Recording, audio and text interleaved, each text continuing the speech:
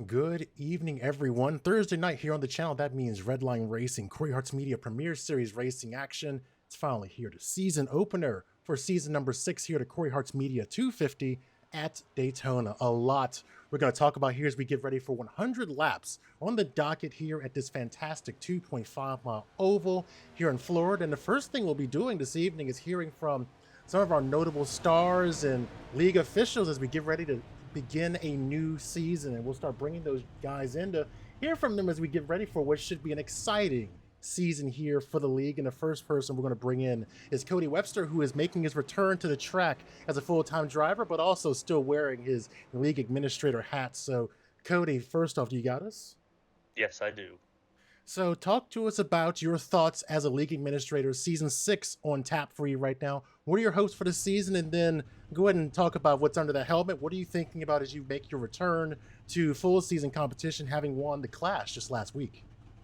It's going to be a competitive season, so it's going to definitely put myself on the wheel a lot more. But I've seen how these drivers drive and how competitive and aggressive they are, so I'm definitely going to have to be on the wheel every single week. But obviously coming into this week, I won last week, so I'm just hoping to repeat that every single week, or at least get as best finishes as I can and just stay consistent throughout the whole entire season. Gotcha. So in terms of your thoughts on the league here, you got a fun season coming up here, a lot of tracks coming back that the fans and drivers like, but also the next gen car on tap as well. What are your hopes for this 20 race campaign coming up? I think we're going to see a lot of different winners, honestly. I think that this car brings out a fair shot for many different drivers with the draft and how they handle and the drivability. So I do think we're going to see quite a few different winners. And I think it's going to be hard, close racing, and hopefully that's just what we see tonight and going forward. So that's definitely what I look forward to. And hopefully everybody just minds their P's and Q's and has fun out there. Awesome. Well, we'll certainly look forward to seeing what the season holds and, of course, what tonight holds as well. 100 laps on the docket here, but thanks for taking some time out. We know you need to get some more practice in and talk to the drivers, so thanks. And thanks for allowing us to serve as your broadcaster again, and wish you a good season coming up. Thank you. All right, we'll keep moving through our interviews here. It's weird having interviews at the top of the show, but it's great to be able to hear from these drivers and these different representatives of our league who really play a big part in what we do here every week. And one of those being Cory Harts, the title sponsor for this league here for another season, and also one of our well-known drivers here as well. Cory, do you got us? Yes, sir.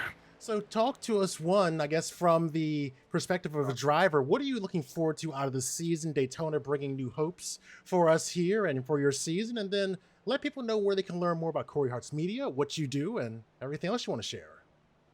Well, on a driving note, I'm looking for wins because I'm not really running for points. So I'm looking for wins. I'm looking to run up front. That's pretty much the goal. Keep it pretty simple. Yeah, I'm looking to represent Proximity Racing well, represent our sponsors, all served door and openers, as well as we're representing the JRS guys, I guess.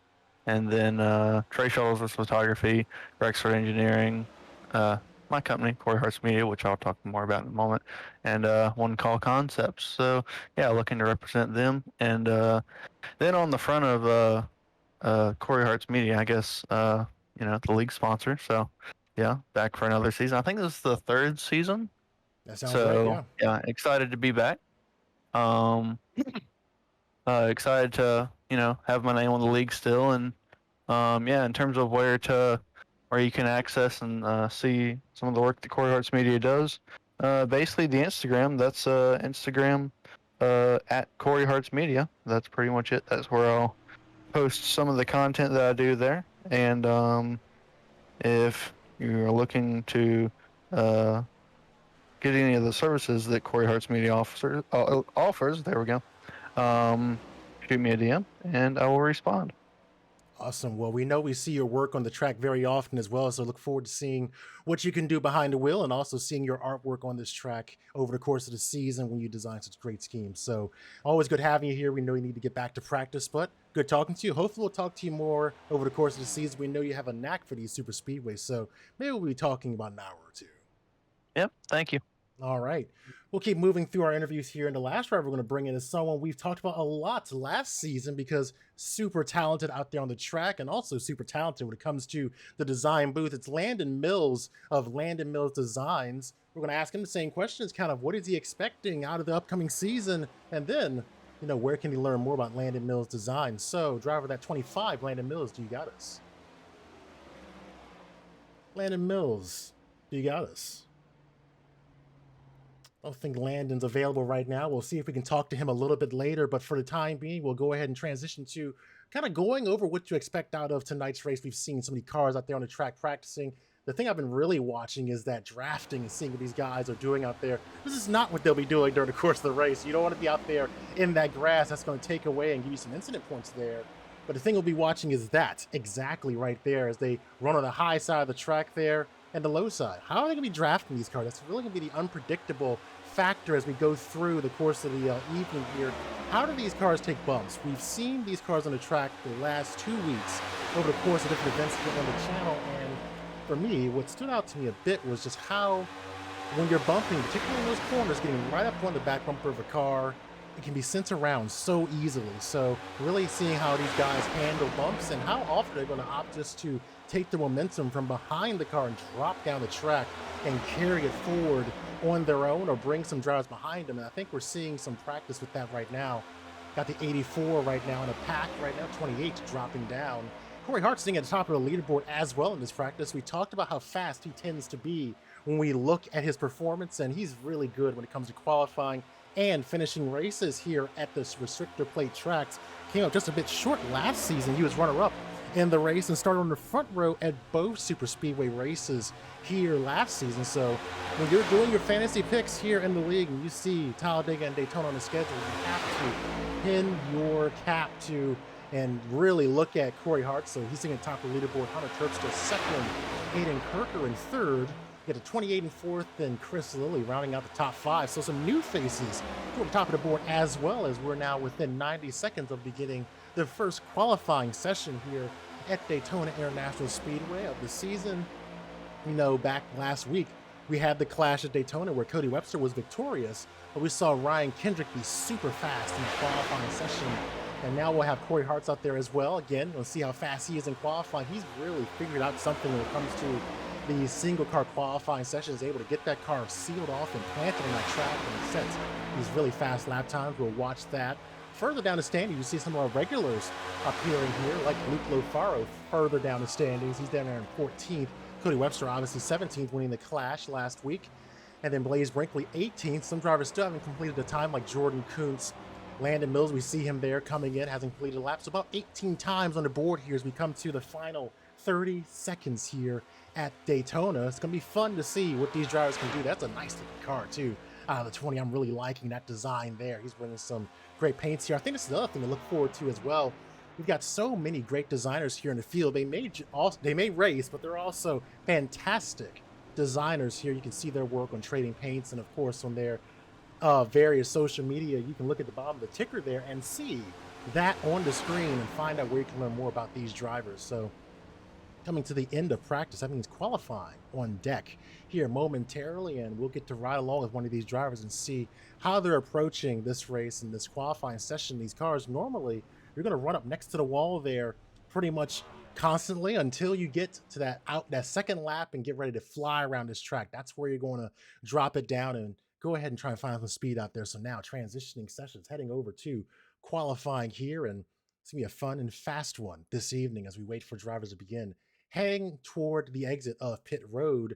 Let's see who's going to go be our guinea pig for this as we watch him get ready. I think we might go ahead and pick the 40 there. He's rolling out. We saw some drivers fake us out there last week when they were trying to get ready for qualifying. We'll see who opts to actually get out there and get up to speed here. Watching the 40, we'll see if he heads out, and we'll go ahead and pop around and look at the other drivers as well. We'll go ahead and watch the 55 heading off pit road. That's Brody Gardner, a familiar face to many of our drivers, of our viewers here on the broadcast, and our drivers as well, a former champion and one of the winningest drivers, the winningest driver last season, 7 wins. And then just an impressive run for the playoffs there, coming up just short, finishing second overall, but now trying to get things started the right way here at Daytona. We'll hop in and ride along with him and see how he's going to approach this qualifying session. And let's take a look and see what he's going to do. Obviously, he's going to ride next to that wall here. Let it brace right in the way. It's really annoying. We'll work on that throughout the season. We'll get the dashboard up here so we can get a sense of the speed around this track. And that's something we're going to keep our eye on as well. Just how fast they're going here. You're still keeping a load of speed there in the draft, but it's going to be very curious to see how they handle each other when they're nose to tail, maybe 15, 20 cars. We saw during the iRacing Daytona 500, if you get maybe 3 or 4 cars on the outside, normally it was about 3, you'll see them group up and kind of sail by those cars on the low side because they're really throttling it there as they work around this track when they're in that train of 15 to 20 cars. I'm curious if that will translate here tonight as these drivers continue to become more acclimated with this next-gen car. We've seen this car on the service since about the spring of 2021, so it's nearly been a year since the next-gen car was introduced here on iRacing following its unveiling back during the spring of last year. So these drivers have had time to get used to it, but it's also continued to evolve as well throughout that time as Brody comes around, staying pretty low throughout that first lap and getting right there under the yellow line, riding that flat surface as he comes around to complete lap number 1. See, that puts him here as Colton Light starts to clock in here.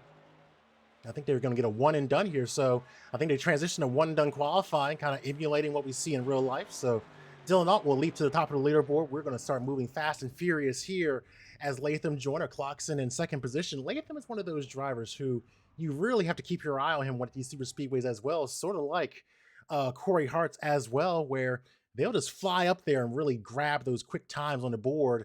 But I think you're also going to see some drivers maybe try to find a way to just lay toward the back here. That'll be something we talk about when we get to our setup for this race here. But qualifying times flowing in 11 so far on the board. Many drivers still finishing their laps here. 12 so far having completed their qualifying laps. It's gonna be a fun season here. Looking forward to it. Let's go ahead and take a quick look at that full schedule here so you can get an idea of kind of where we're going over the next few weeks here and going forward into the spring and summer. Pull it up there for you. There it is. Cody Webster obviously going to victory lane back at the Clash at Daytona here last week. Congratulations to him.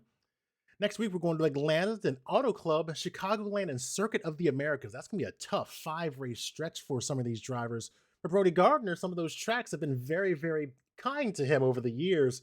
Last season, Brody Gardner went to victory lane at both Atlanta, Auto Club, and Chicagoland during the course of the season. So that's going to be fun to see as we go forward there. Landon Mills, we hopefully will talk to him later this evening, but he'll be sponsoring some races here, the first of which coming at Dover International Speedway. Chicagoland Speedway seeing a new sponsor as well, with Jones Racing Setups coming on board for a few races. And then, of course, a double stint at Bristol over 2 weeks, both the dirt and asphalt track serving as one of our venues here. Then further down the schedule, Nashville will play host to the All-Star Race. Las Vegas, Darlington, Homestead, Michigan, Richmond, and then New Hampshire as our regular season finale, and then a 6-race, 1-round playoff format for 14 drivers to fight for the title. Got Talladega, which was thrilling last season, seeing Benjamin White go to victory lane there. We saw during the playoffs as well, a lot of the non-playoff drivers somewhat spoiling those wins there for those drivers trying to win the championship, coming in and getting those W's when it counts. Watkins Glen on the schedule. Iowa gave us some great racing last season. Martinsville, where Sartaj Mann went to victory lane late in that race. Indianapolis back on the schedule. And then the Landon Mills Designs Championship night at Kansas Speedway. So a great full season to look forward to here, and a great race night. Looking forward to that as well as we watch these times come in. Got 18 on the board right now, and still holding strong is the 40 machine of Dylan Alt. Very fast there, but look who's right behind him, only 500ths behind. It's Benjamin White, your Talladega winner and most recent points-paying super speedway race winner. So seeing some speed there out of the front drivers, and it looks like Dylan Alt will hang on to get the pole for tonight's Cory Harts Media 250. So congratulations to him. And we'll certainly get our eyes on him and give him a chance to be showcased and profiled here on the stream for that accomplishment there. Great qualifying lap, a one and done for these drivers, very similar to what we see in real life here. A change as well, because we're so used to seeing them do the 2 laps around here. They're in the Clash, they did 2 laps, but here tonight, 1 lap, and it was a good one for Dylan Alt, getting that pole award this evening. It'll be a fun night of race there. You see the 8 on the front row. We mentioned him earlier. He'll be up there, and he won the last time we were at Talladega Super Speedway. So he knows how to get around these super speedway tracks very well. One of the fastest drivers out there when it comes to these big, fast tracks. So keep your eyes on that number 8 Chevrolet We'll see what he can do when he's out there. Latham Joyner, Colton Zimmer, Brody Gardner, a lot of the names you know here in the league. Coming to the front, Landon Mills, Colton Lights there in the 7th position, Cory Harts, Hunter Terpstra, and Sartaj Mann completing the top 10. And of course, your pole sitter for this evening's race, the Cory Harts Media 250 with a 50.78. It's Dylan Alt there doing something he did a lot last season, which was starting toward the front in these races. We'll see how he maintains that pace. If you were with us last Thursday, you saw him toward the front with Rocky Boy the third, who's starting back in 23rd this evening. Those two were hooked up on the high side very much through those opening 10 laps. And then just an ill-placed bump there, going through turns 3 and 4, sent around both of those cars, and their night was effectively over after that. So hopefully better fortunes for those drivers there. Cody Webster will start back in 12th with Justin Rector just ahead of him in 11th. Eric Keplinger 13th, Casey Drake, and Reagan Parent back in 15th. We've got a deep field this evening, a large turnout for tonight's race, and hopefully a great show for you guys as well. Speaking of the show, let's go ahead and look at the race information for this evening's event here at Daytona International Speedway. 100 laps on the docket for these drivers, 250 miles around this facility, 2.5 miles around. That's 4.02 kilometers for our fans of the metric system. 31 degrees of banking, 4 sets of tires waiting for them on pit road. And the lone stage here is only 25 laps, so it's going to fly by here, and those stage points may be viable to some of these drivers early in the season as we start to talk about our keys to this race. Looking at the setup for this evening's event here, and it's going to be about establishing what your game plan is. Are you going to stay toward the front? We've had a lot of drivers opt to stay at the front and just plant themselves there to avoid any sort of calamity in the midfield, but we have our drivers who opt to go for the tried and true ride toward the back mentality. Which strategy will these drivers employ during the course of tonight's race? As I mentioned, 25 laps in the stage here. When will we see drivers come to the front? Will we see some of those drivers who are running full time here opt to come to the front to get some stage points before it's too late? Keep your eye on that as well. Still a lot of unknowns with this next gen car as well. Something we'll be keeping our eye on is how these cars perform in traffic and how they handle bump drafting. Really got to keep your eyes on that here, and then will there be a big one? Always a question when you talk about these races. We've had some big crashes in the last 2 weeks here on the channel with these next-gen cars, but last season, 26 cars finished on the lead lap when we ran the Xfinity car. During our last race here in Season 5, we had 9 cautions for 28 laps, and the final caution came on lap number 93. So just keep that in mind as we go through the setup presented by Jones Racing Setups. Getting ready for what should be an exciting start to our season here at Green Flag. Getting ready to be presented to these drivers, and man, it's a packed field here as the Green Flag is presented. The season is underway. Let's watch them race.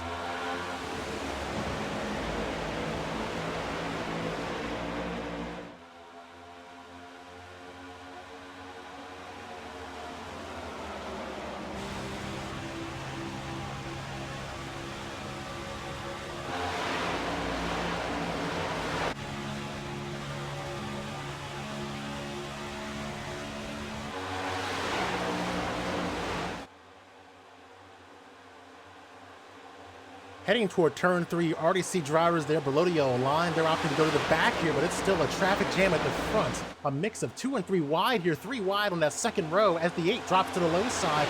They're going to even hint at 4 wide coming off turn number 3. Let's see who leads this first lap here. It's going to be a close battle as they are running real tight here in the first lap.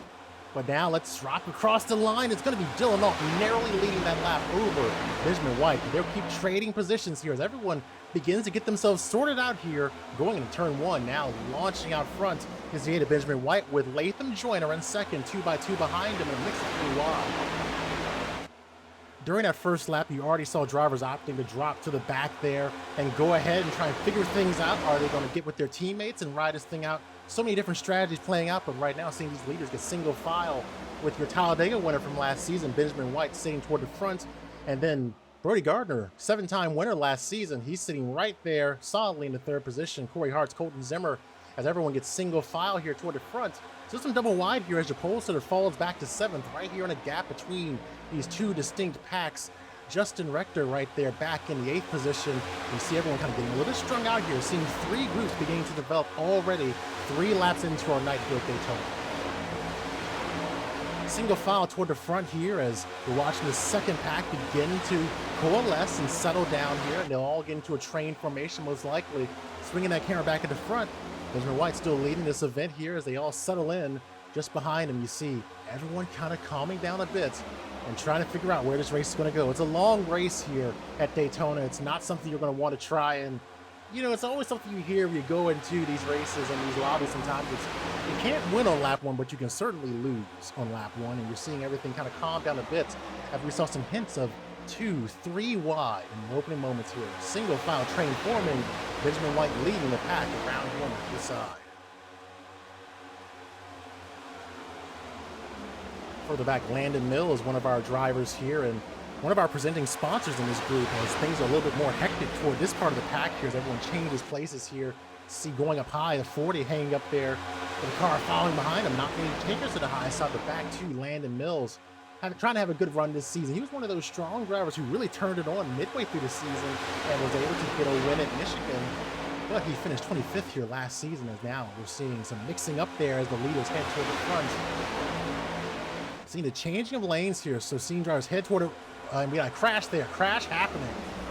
Jordan Kuntz involved at 21 to 33. They're still wrecking here, right off the exit of turn 4. Drivers trying to come to a stop and avoid that. First caution of the night, lap number 5. We saw it kind of break out there right as we were getting our eyes. I think Colton Zimmer coming off the corner. So around he went. There's Colton Lights there, heading on to pit road. First caution of the night here, under 5 laps in. So everyone do it. Mostly a good job trying to come to a stop there. That crash did happen right in the middle of the pack as they were coming off turn number 4. As we get a replay going to see if we can see exactly what happened there. You see already sideways. There's the 28 getting sideways there off the corner. The 61 gets sent down there toward the low side of the track. You see Jordan Kuntz also involved in that crash. 21 getting caught up in that. He dropped back in the field of 33 right into the back of him as well. So just multiple cars caught up in that and others just trying to snake their way through. We wind up just a little bit further here to see if we can figure out what happened to that 28 there. See up the track there, it goes 11 right in front of him. I think he just lost a bit of grip there or something. He just went straight into the wall and just kind of touched off from there. Jordan caused a lot of damage to his car early in the race. And we'll look at that again from a different angle as it broke out right in the middle of this pack here. A bunch of cars trying to find their way through it. You see that the third pack really at one point trying to find their way through as well. Back to live pictures here. Drivers heading to pit road. Not many takers though. Some right in the mid pack heading into the pits here. The number of drivers making pit stops early on in our race, but the leaders staying out on the track. Looks like the first 11 cars opting to stay out during this first caution of the evening.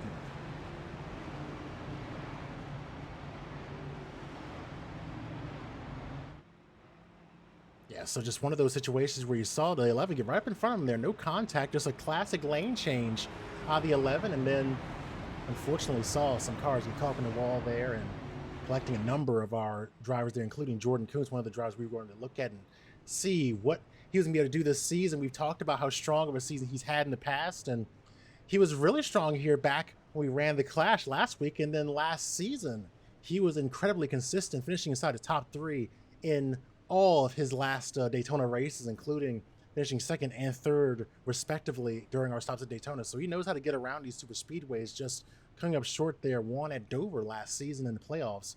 But now just a bit of a rocky start to his season. We'll see what he can do as we get further into this race. But right now, Benjamin White still leading this race, up 1 position over Dylan Ault, who has dropped back to 5th. Kind of fell back early in the race, and now it's kind of just riding out things here as we were behind a pace car for the first time this evening. Some drivers still on pit road here getting service. Mitch Hobbs also there. Hunter Terpstra in the pits here. Justin Rector, Cody Webster, long pit stop for him. So a bunch of drivers making pit stops early in this race after that first crash here coming off turn number 4.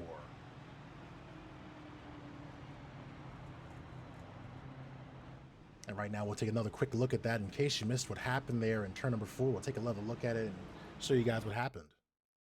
It's coming off the corner there. You see the 28 already in a helpless state there. We'll rewind it back a little bit further. Just watch that black 928 hood there coming through turns 3 and 4 to 40, just ahead of him there. So the 11 is going to ride to the track in front of that car, and just looks like he just lost a nose and just lost a handling there, and just off to the races there. That crash broke out. The 21 a lot of damage there to his car. See, Webster had a long stop there because he got into the wall, lost control of it, locking up, hit the wall hard there as well. So that's something we missed there. That incident was Webster having issues there as well. We'll go and take another look at that here for Webster, just trying to get his way through that crash. He was right there toward the front of this group, but you know, when you're locking it up, it's really easy to have that happen to you or ride along with him as he makes his way through this crash here. Just trying to get back into it and just lost it on that transition between the flatter side of the track, that apron, and climb back on the banking, just lost it there. So really just an unfortunate situation for Webster after getting the victory in the clash here.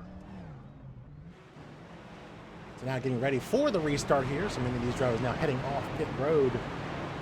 Latham Joyner will be scored as the person in second position because he's just behind Benjamin White there. Sartaj Man, Brody Gardner, and Dylan Alt, your top 5. Cory Harts, Blaze Brinkley, Colton Zimmer, Reagan Parent, Eric Keplinger rounding out the top 10. Aaron Flemings rounding out the top 11. And then we saw most of the field opted stay out during that last caution. The front 11 did not come to pit road during that last caution.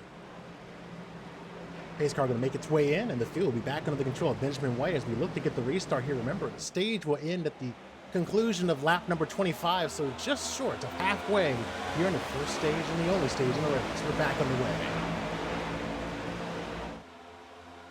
As we mentioned in our setup for tonight's race presented by Jones Racing Setups, will drivers drop back here in these first laps after a caution and after a restart here? We'll see what they do. We saw it happen during the first start here, the initial start on lap number 1. Let's see if that repeats itself as they head down the backstretch as Latham Joyner will take the lead here.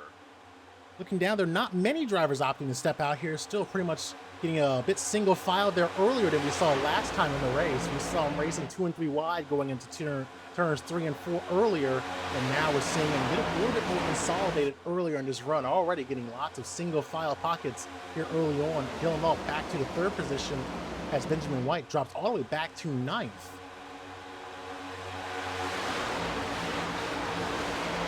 So watching him as now more drivers try to get in line here. You see Cory Harts trying to find a slot there right in front of the 29, not able to do it there. He'll pull up in front of the 18 there, Aaron Brown, as everyone gets single file next to the wall there, but that is not what's happening at the front, as now Sartaj Man has the race lead, and they're jockeying hard behind him as the low side tries to establish itself here in this part of the race. So Sartaj Man leading the outside group as they enter turn number 3. He's got Latham Joyner behind him in the 40 of Dylan Alt.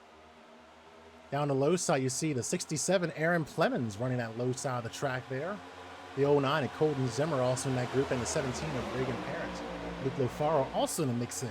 The outside line, the strongest line right now. This is mirroring we saw during a clash when Dylan Alt was up there with Rocky Boyd. They were able to pull out by a nice little margin, keeping themselves about 2 or 3 cars ahead, using that high side there. So seeing the outside, the preferred line right now, 10 laps in, but the inside trying to fight back here. The 67 down there on the low side of the track. Aaron Flemings trying to drag themselves alongside that outside line. Coming up next to Brody Gardner here. So now within 3 cars of race leader Sartaj Man. And you see them moving there. Look at the speed these cars have. This is something I mentioned during qualifying that we would watch. How a train would perform as compared to, say, a 2-car tango or a set of triplets here on the low side, as one of them leaves them on the outside, or the outside line. Colton Zimmer will head up there to try and lead. But when you saw the bit of speed that the inside line had when you were really only like 2 or 3 cars, they were able to close up there and get up on Sartaj Man. And now we're seeing him settle down again, and these lines will start trying to fight each other once again. Colton Zimmer now the new race leader coming off turn 2.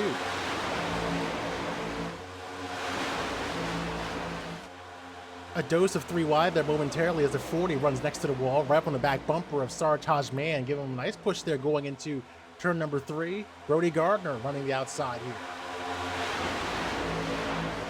His best finish at Super Speedways, Brody Gardner, was a 5th place run back in season number 2, so I wouldn't say this is one of his strongest tracks, but looking to improve on that here, running in the 3rd position, 7-time winner back during season number 5. Colton Zimmer still trying to lead that outside line there, trying to bring him back. I'm sorry, the inside line rather, after leaving for the outside line to lead a lap. He's now going to try and bring these drivers back with them as he's starting to see some evening out between the low and the high lanes. And while we're looking at this group, look far back here. I'm talking about 9 seconds or so. This is our second group here with Chris Lilly and company in this group. They have pretty much kind of lost pace or lost touch with that group. And the leaders there, they are roughly 10 seconds now away from Sartaj Man as they try to work their way back to the front. Some of the drivers who were involved in that first caution there in this pack here. We saw what happened to the 91. We saw the 99 be caught up in that crash. Cody Webster and Jordan Kuntz respectively. Now they're trying to figure out what this race holds for them. This is basically roughly the 21st position on back. These drivers have some work to do here. Looking back at the front, still leading this race, Sartaj Man, a driver who has been very, very good on these types of tracks. He won this race back in season number 4 after leading 12 laps, and he has multiple wins on super speedways over the course of his career here in Redline Racing. So he's someone you got to watch when you go to these tracks. Very speedy, along with the likes of Cory Harts, even Dylan in the mix there. The 3 of Latham Joyner, Aaron Brown as well, someone you have to talk about.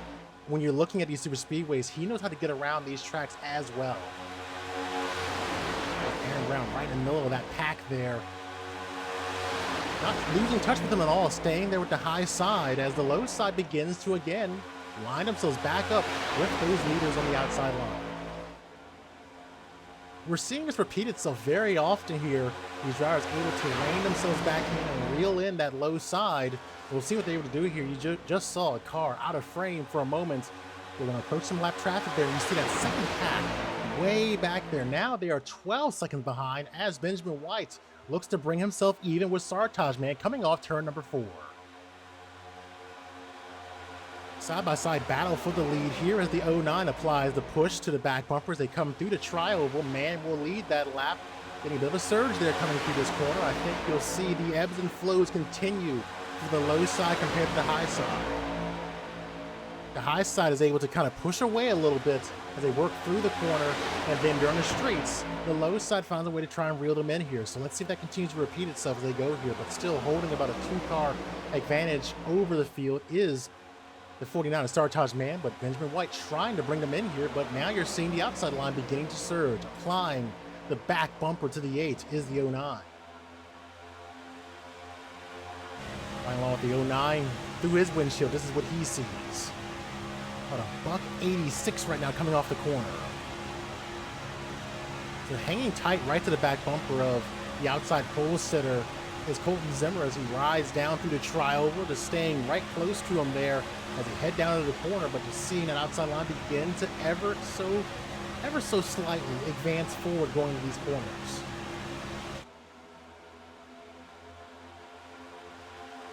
So quieting down here. One caution so far in our evening here. We will have the stage caution coming at the end of lap number 25. Sartaj Man still leading this group here as they race off in turn number 3. Things cooling down a bit, but they continue to race in the mid-pack here. There's Reagan Parent right in the middle of the thing. That's 9th position right now as he moves his way through this field here into 17. In the back of the pack, they're getting a little more thinned out. These drivers not trying to lose touch with each other here. See Aaron Brown, we've talked about him earlier, the heroics he played during the course of our race at Daytona in the clash last week. He was moving around, one of those drivers who really had a sense of how this car drives as they're changing lanes often during the course of the race. He looks like someone, if he's able to get up there and race, they can get some room to set up runs. You may see him move multiple positions at a time during the course of a lap or even a section of the track. So watch him throughout the course of the season. Another driver trying to hang on here, losing the draft, Casey Drake in the 29. We always called him chromed out there. He's now running those Napa colors going down into turn number 3. A little bit out of touch there. Then a little further back, you see this 2-car duo, Zachary Thornton hooked up with each other, and then Wade Poole in the 83 together. He got way back here, 8 seconds from this group to get to this train here with Chris Lilly and Kenyon Washington, 20th and 21st. In this train, you got Jordan Kuntz that's fallen back from this group, and Cody Webster trying to hang on with all that damage. Back at the front, Sartaj Man still leading this race. He knows how to get to victory lane here, but he's got a long way to go. Only 18 laps into our night here at Daytona. He's leading with Dylan Alt, the pole sitter, right behind him. Things really quieting down here for a moment, and then you're getting the inside line beginning to reorganize and trying to mount a challenge here. And look at that speed differential coming through the corner there, the 09 and the 8. They're linked up and they just push themselves to get alongside and advance forward of the 49. They're going through the corner. That shows you the power of the two-car tango there. They were able to link up just for a moment and surge forward to close the gap and advance forward to get the lead for Benjamin White. And now let's see how the outside line responds here. The 8 back out front here again, as I've mentioned before. Juan Talladega earlier in season number 5, he was able to take the victory there. You know, he was really stout in that victory too. It wasn't a last lap thing. He was part of the race all evening. We were at Talladega, and now looking to repeat that here and try and get himself a W. Got the 49 and the 40 behind him. The 09 stalling out a bit there to 17. Riding close, that's Regan Parent right there. We talked about him a little bit ago. He was running back there toward 9th, 10th, and is already now inside the top 6. They're flirting with the top 5. Lap number 20 here. These drivers not giving an inch. Still out leading this race is Benjamin White. Sartaj Man back into 2nd position. Great new colors there out of Sartaj Man as well. Sporting some new colors there on that car. Looks really nice. Really accomplished painters here in this league as well. So throughout the season, you're going to see some fantastic skiing out there on the track. Continue to watch these guys race. They now approach lap traffic. Let's see how they navigate this here. This can be really tricky as they now try to work past the 33 and the 28. So running the high side there, the leader staying low. Justin Collini there. And there you see Hunter Terpster way behind this group. So things getting real strung out here after drivers who were involved in that initial crash trying to just run their race right now. But these leaders are not giving an inch here. They're still racing hard as Jordan Kuntz goes a lap down here, dropping down. There goes Blaze Brinkley, a multi-time winner back in season number 5. Got 2 wins back at Myrtle Beach and Richmond in the playoffs. Now trying to bring his car to the front here with 67 behind him. That's Aaron Plemons. That 11 knows how to get around those short tracks, but increasingly they're becoming a force to be reckoned with on these big tracks as well. The 11 surging forward. Brinkley Hefner Racing on the front of that car. Let's see what they can do. We know him and the 3 like to work together as well. The 3 The 3 Latham Joyner on the outside there in the 6th position as his friend and teammate work to the low side. Lap number 22 here. Still leading this race is Benjamin White, looking to try and get the stage win here. Running the outside with Sartaj Man and the 40 of Dylan Alt. Those cars dropping back there as Blaze Brinkley will now get to the point. Will the outside line begin to respond? It really feels like it's an action-reaction kind of thing where one line moves and then the other responds by compressing a little bit more, coming together and surging forward a little bit. Still side-by-side here. We've had some great side-by-side racing on the course of this, these opening 22 laps, coming to lap number 23. I am curious if we're going to see when we get all packed up here at the end of the stage, how many cars stay with this pack here going forward into the conclusion of the race, those final 75 laps. As Jordan Kuntz comes in to make a stop, you see on the bottom of the screen there, he was involved in that earlier caution, the only caution so far this evening. He's making a pit stop here on lap number 23. Dropping down goes the 8 of Benjamin White, getting in front of the 11 before rising back up the track. He has a way of working these lanes here. Doesn't matter if it's the A car, which is the Cup car here on iRacing, or the Xfinity car, which is what we ran last season, known as the B car here on the service. That 8 can move around as he pleases. The field gets really single file out here a little bit toward the back, and now everyone starts going toward the high side a little bit more. Changing lanes again goes the 8. So looking at this pack right now, when you rope in Aaron Brown, who's about 1.2 back of the leader, this is 15 cars in this pack. When we get back together and get our restarts, will we see more cars in this pack here? Long stop there for Jordan Kuntz, likely car trouble there. He's still in this pit stop right now, getting serviced here as the 11 rises up in front of the 8. of Benjamin White. And now that'll allow Aaron Clemens to get a push, and he'll try and take the lead here, going down the backstretch into turn number 3. I think that's Hunter Terpstra there going into the corners, as now they continue to race hard here, coming to the white flag in the stage, and there's contact. They hang on to it. That was dangerous. Now we're getting 3 wide here as they're coming to the one to go in the stage, and now cars going around. There's a crash. You saw that coming, and that's going to be a massive one there. A bunch of cars involved right as we were coming to the end of the stage. Second caution of the night here. We saw that coming there. All starting back in turn number 3. Drivers heading for pit road to try and avoid the calamity breaking out there. Cory Harts, one of the drivers we were watching as one of the Super Speedway favorites. A lot of damage to his car. They'll get gathered behind the pace car here, which will likely mean the stage will end under caution and will allow Aaron Clemens to be scored as the stage winner. And we'll, of course, get that for you when we get back to the start-finish line here and everything gets sorted out. But, my goodness, we saw that crash break out right coming from turn number 4. Again, turns 3 and 4 seem to be a problem area right now, and we saw that crash break out. We'll go ahead and take a look at it here. So coming right off the corner there, we know the initial incident. We'll go and rewind it back just a little bit more so we can see that. So they ended up going 3 wide here. We're going to slow it down just for a moment. So there's the 3 wide as the 11 is just nearly about to get into that 8 there. They keep off each other. And then perhaps an ill-placed bump here. You see it there, just gets hooked accidentally, most likely. The 67 getting turned there, hangs on to it, but this creates a stack up here right around Landon Mills. So everything's fine for right now, and then it's like the 17 there goes up the track, and then it just creates this calamity here off the corner, and then we just saw what happened from there. A lot of cars involved in that. We'll go ahead and get our eyes back on that.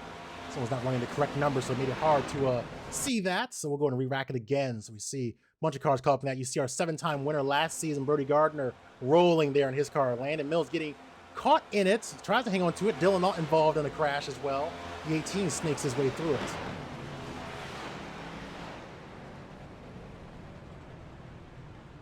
And we'll go and look at that again. Look at it through the windshield of Aaron Brown. We'll hop in here and ride along.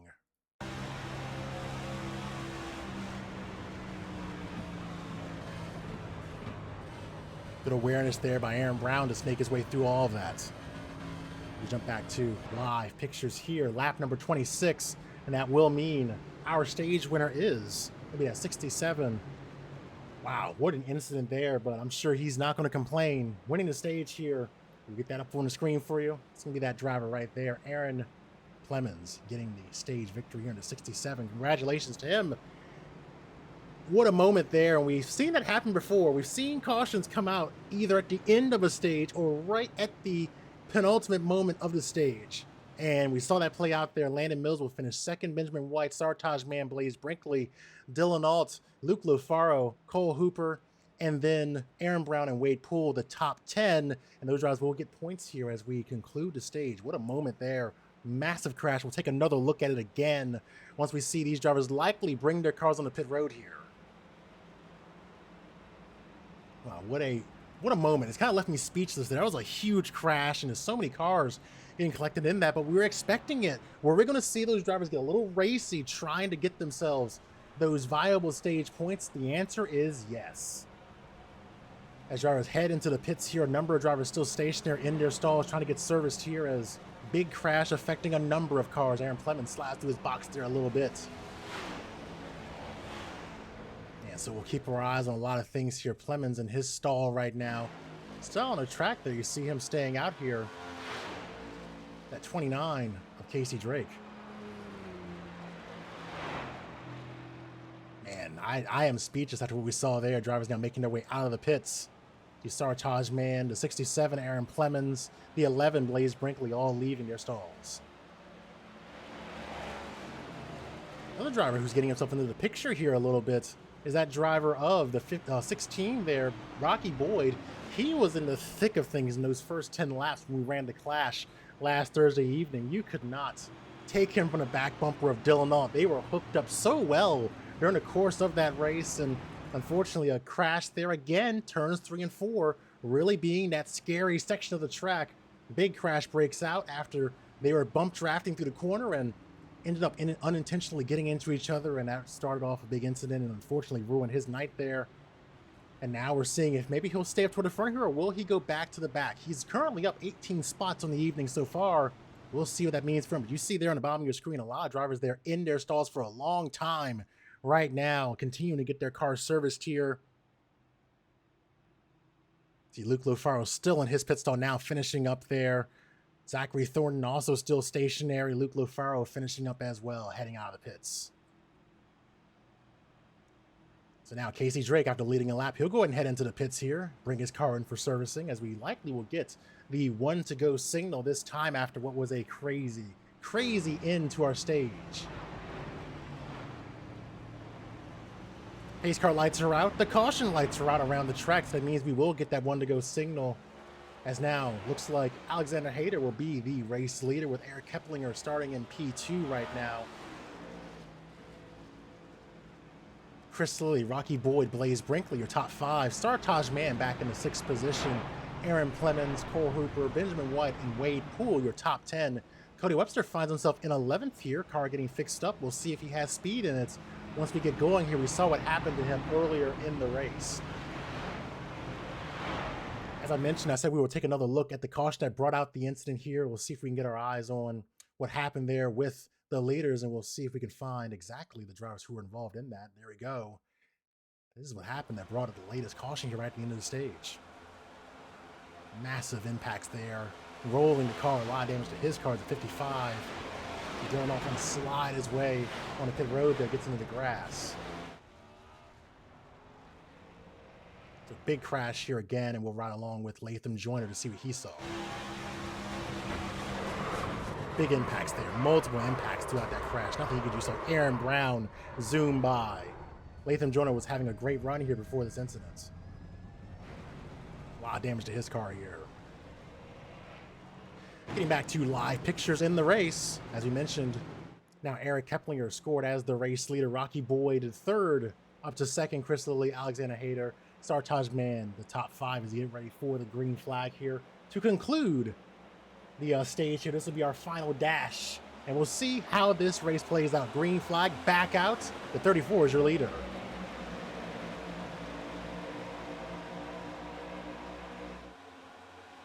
See, moving around a little bit there, but Rocky Boyd back out front here. As I mentioned under the caution, he was so speedy there working with Dylan Alt, and now kind of picking up where he left off during the clash.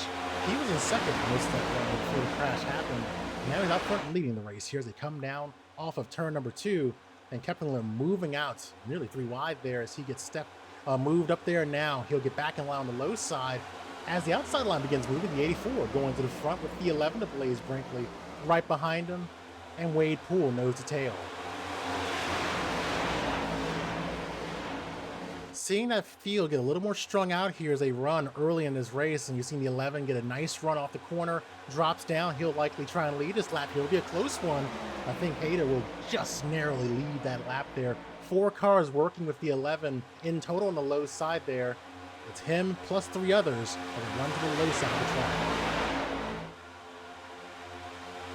Still side by side here, battle for the lead underway. Hayter, Brinkley dueling off turn 2.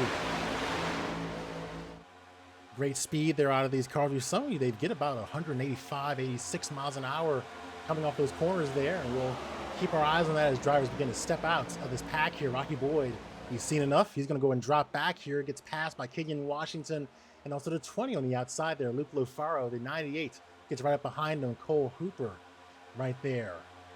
The Cody Webster hanging with this group as well, and we'll keep our eyes on the likes of Webster. He was involved in that first incident right around the first half dozen laps in the race, and we saw him slow the car down, but as he was transitioning from the apron back up to the bank surface in the trial, will end up into the wall there. We'll see if his car still has the performance he needs, but not to take away from what he's done. He had a great race back in the clash. Going to victory lane, they're narrowly besting Aaron Brown by only 1/10 roughly. Cole Hooper finishing 3rd, Jordan Kuntz 4th, and Ryan Kendrick completing the top 5. It was a last lap thriller there. Go ahead and check that out here on the channel. You can always watch full race replays here on the channel, and of course here on our YouTube. Webster making his return to full-time competition, losing touch with these leaders here, so he got to do something. He wants to hang with this group right now. Back at the front, they're still battling side by side for the lead as Benjamin White reasserts himself at the front with Blaze Brinkley right behind him. 4 cars working together seems to be a bit stronger than that whole train up there on the outside. Benjamin White, Talladega winner last season, as he gets loose there, hangs on to it. He keeps fighting with it, still trying to hang on to it. It's still touching off there, and that'll be another crash here. They're still wrecking. The 49 now involved. Caution out here again, the 8 coming to a stop. Not a lot of damage to that car as he fought like hell to try and keep it from going around. Caution flag back out here for the 3rd time this evening. The 98 coming to a stop as well. That could have been a lot worse than it was, but somehow the 98, I'm sorry, the 8 there fought like hell to keep that car straight and just wasn't successful, and the wreck touches off. We'll take a look at it here and get our eyes on exactly what happened there. Excuse me, 1 second. Software being a little bit silly here. There we go. That's the one we're looking for. The latest incident there. You notice how we start right here. This is when the yellow flag actually came out. But we're going to go back a little bit further because I'd say the save of the century right there was by the 8 of Benjamin White. He tried to keep that car straight there, but just wasn't able to do it. We'll look at it from above. Look at him fighting there. They go 3 wide. The 34, unfortunately, gets tagged there. The 09 right in the thick of it. The 25, Landon Mills, trying to find his way through all this chaos. He's gotten a brief touch there. The 53 also gets hooked and involved. The 49 gets into the wall, and more drivers coming to a stop to try and avoid all that breaking out. It's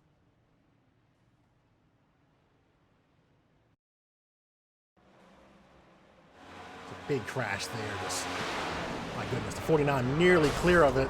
He gets tagged. So back to live pictures here. The field getting back together as some drivers look to make pit stops here. Dylan Alt now staying out on the track as Alexander Hayter and others make pit stops this evening. I mean, again, we give a call there to Benjamin White. He tried his best to keep it off the other drivers, just wasn't successful there as the 84 now heads off pit road. Man alive, a number of cautions here early on. Only our 3rd one of the night, though, but a couple of quick ones here, putting us back behind a pace car. Now leading this race, Wade Poole with Dylan Alt back at the front here in 2nd position. Aaron Clemens, Alexander Hayter, and Kenyon Washington all looking to try and figure out what they're going to do here, because we're seeing the number of cars dwindle. We're seeing more incidents break out, and that's something we talked about a little bit earlier. We were looking at the keys to the race. Here are our setup for this evening's event here, presented by Jones Racing Setups. Who is going to stay in the back to try and avoid a lot of these calamities here? We haven't seen these crashes break out for the back of the field. They've all happened at the front. Will these incidents continue to cause drivers to say, hey, I'm just going to put my car toward the back of the field here and just ride this thing out, counting on one more yellow to get themselves back in the fray? And then again, I think this also goes to these next gen unknowns. These cars act so weird here. I think the big thing that really was odd to me during the course of this race so far this evening was the Cody Webster incident, where he was clear of the wreck, but just trying to get the car slowed down and then back up to speed, transitioning to banking. He went around and just ate the wall in a sense there, got hard to the wall there. Kind of curious kind of how these cars are going to continue to evolve as we go through this season. That's going to be something else we'll watch, not just tonight, but throughout this campaign in season 6. These cars will get tweaks and adjustments throughout the season. That's certainly going to probably affect how they drive going forward here. But now more drivers cycling their way on the pit road here as we continue behind the pace car. Another caution lap, caution number 3 here as we get ready for what should be an exciting restart. And you know, we're continuing to see these drivers drop off in terms of how they're running here and these cautions coming out. We're also seeing drivers really get lucky and dodge a lot of these crashes that have been breaking out. How lucky and how long can this luck last for some of them? We'll continue to watch that here. Wade Poole will likely be the car controlling the field of his upcoming restarts. Dylan Alt, Aaron Clemens, Alexander Hayter, and Kenyon Washington top 5. Luke Lofaro, Cody Webster, Joshua Coloni back there in 8th position. Blaze Brinkley and Casey Drake the top 10. Sartaj Man back in 11th. Aaron Brown the 98, 13, 21, 25 completing the top 15.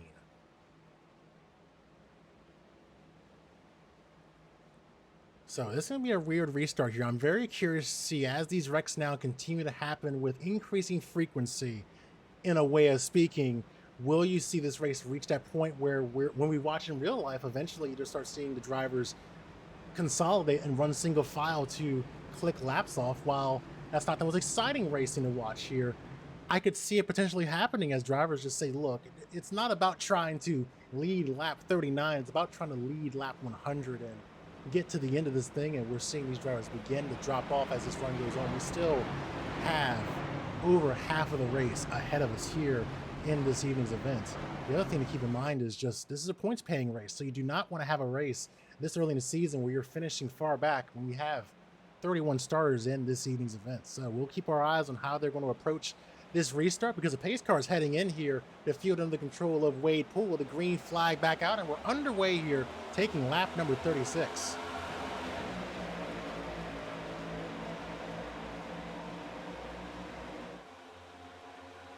Seeing drivers already get below the yellow line. They get back in the line as they head into turn number 1, drop down to the apron. I think there was a car issue there for Kenyon Washington into the grass there. We saw a puff of smoke. Did he just have an engine issue and a failure there? And we watched him just have some issues, keeping our eye on him. Would it be a yellow? He'll go ahead and park it for the night as we get our eyes back on our leaders here. We saw that puff of smoke as he was going into turn number 1, and then just around the track he went. To pit road he goes, as drivers now begin to coalesce on the high side, led by Wade Poole. Wade Poole leading the train around right now as they head down the front stretch here, dropping to the low side, goes, looks like a 67, looking like he wants to make some moves there. And we'll see if this inside line begins to realign itself with the outside group. Wade Poole still leading this field around here. Dylan Alt back up to the second position.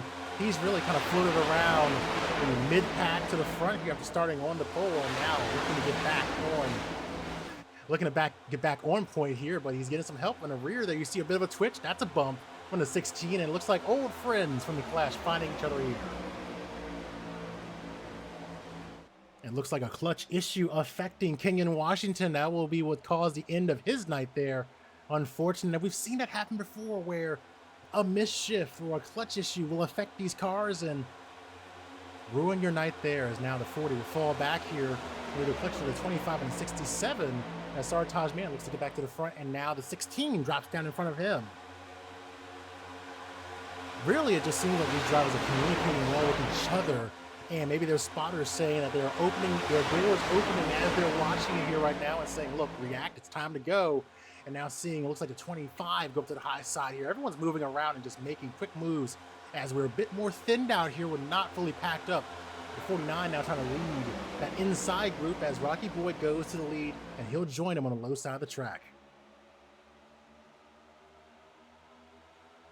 Rocky Boyd, he's been at the front before. He ran really well in the Clash, and now seeing Aaron Brown step down to the low side of the track, way down there on the low side, gets back onto the apron here and back onto the racing surface.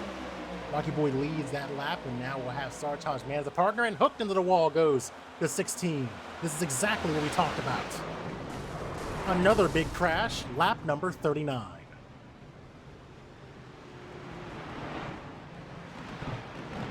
Fourth caution of the night here, and that's a big crash affecting a number of cars right at the front, and this is the second time in as many days as the 16 has been having a good run and gets involved in a crash. The 3 is stuck there on the banking, and that's something we've seen in real life. That is problematic, and that's going to cause him some issues there. The 3 stuck on the banking. There's nothing he can do about that unless he gets some help. So we'll go ahead and take a look at what happened there to bring out the latest yellow flag. We'll get our eyes on one of the drivers who was involved. Let's go ahead and take a look at the yellow and walk through it. I think we see Rocky Boyd there just gets turned around there. I think this is something we've seen happen a lot here at Daytona the last few weeks. From above. Just off the bumper and just unintentional, and there it goes. Just big wreck here. The 11 also involved in that as it broke out. You see the 18 trying to snake his way through. He'll get through clean. Look at it again from a different angle.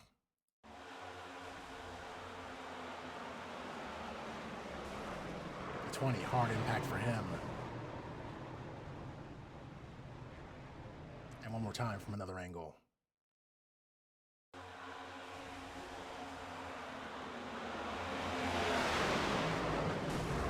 Just another big crash here affecting a number of cars in our race, and that's not something you want to see. You want to see a lot of cars running in these packs, running clean, and having good runs, but we're seeing this field dwindle down, and that's not the kind of show you want to see here to open the season. Back to our live pictures here. Dylan Alt is the race leader. We'll see if he opts to come in here. The last time most of the field was on pit road, roughly about 6 or 7 laps ago, but they'll go and make their stops here. You see, last time most of this field was in, Dylan Alt came in on lap number 26. He's heading into the pits, and then lap number 33 for Landon Mills, Hyder, and others. So now we're getting drivers cycling around, but most of the field opting to come to the pits. But right now, pit stops underway here at Daytona. When we get back, we'll talk about our point standings from last season. Obviously, we know who our champion was, Nick Miller. We'll talk about his season, and we'll get ready for what should be an exciting restart here at Daytona.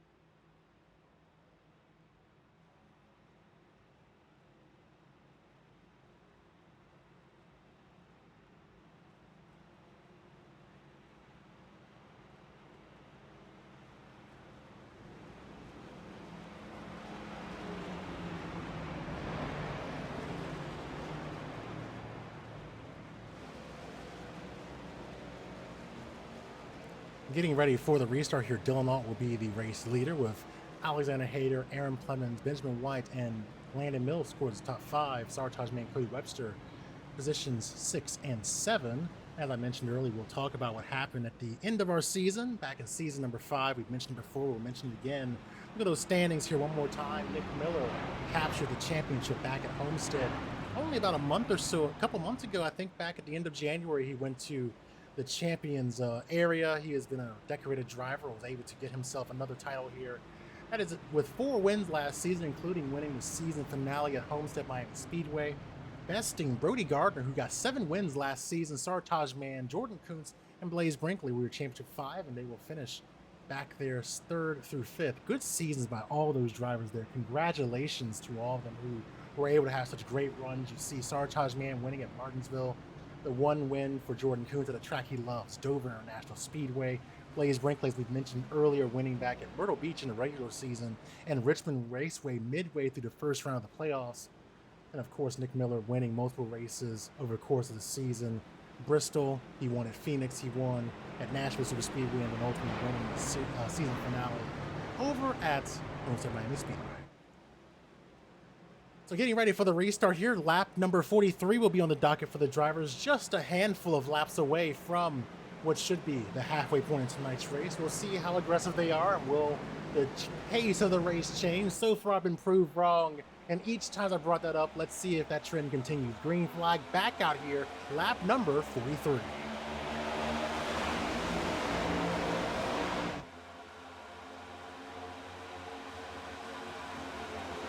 Side-by-side racing for the lead here as the 40 gets a nice push forward by the 67.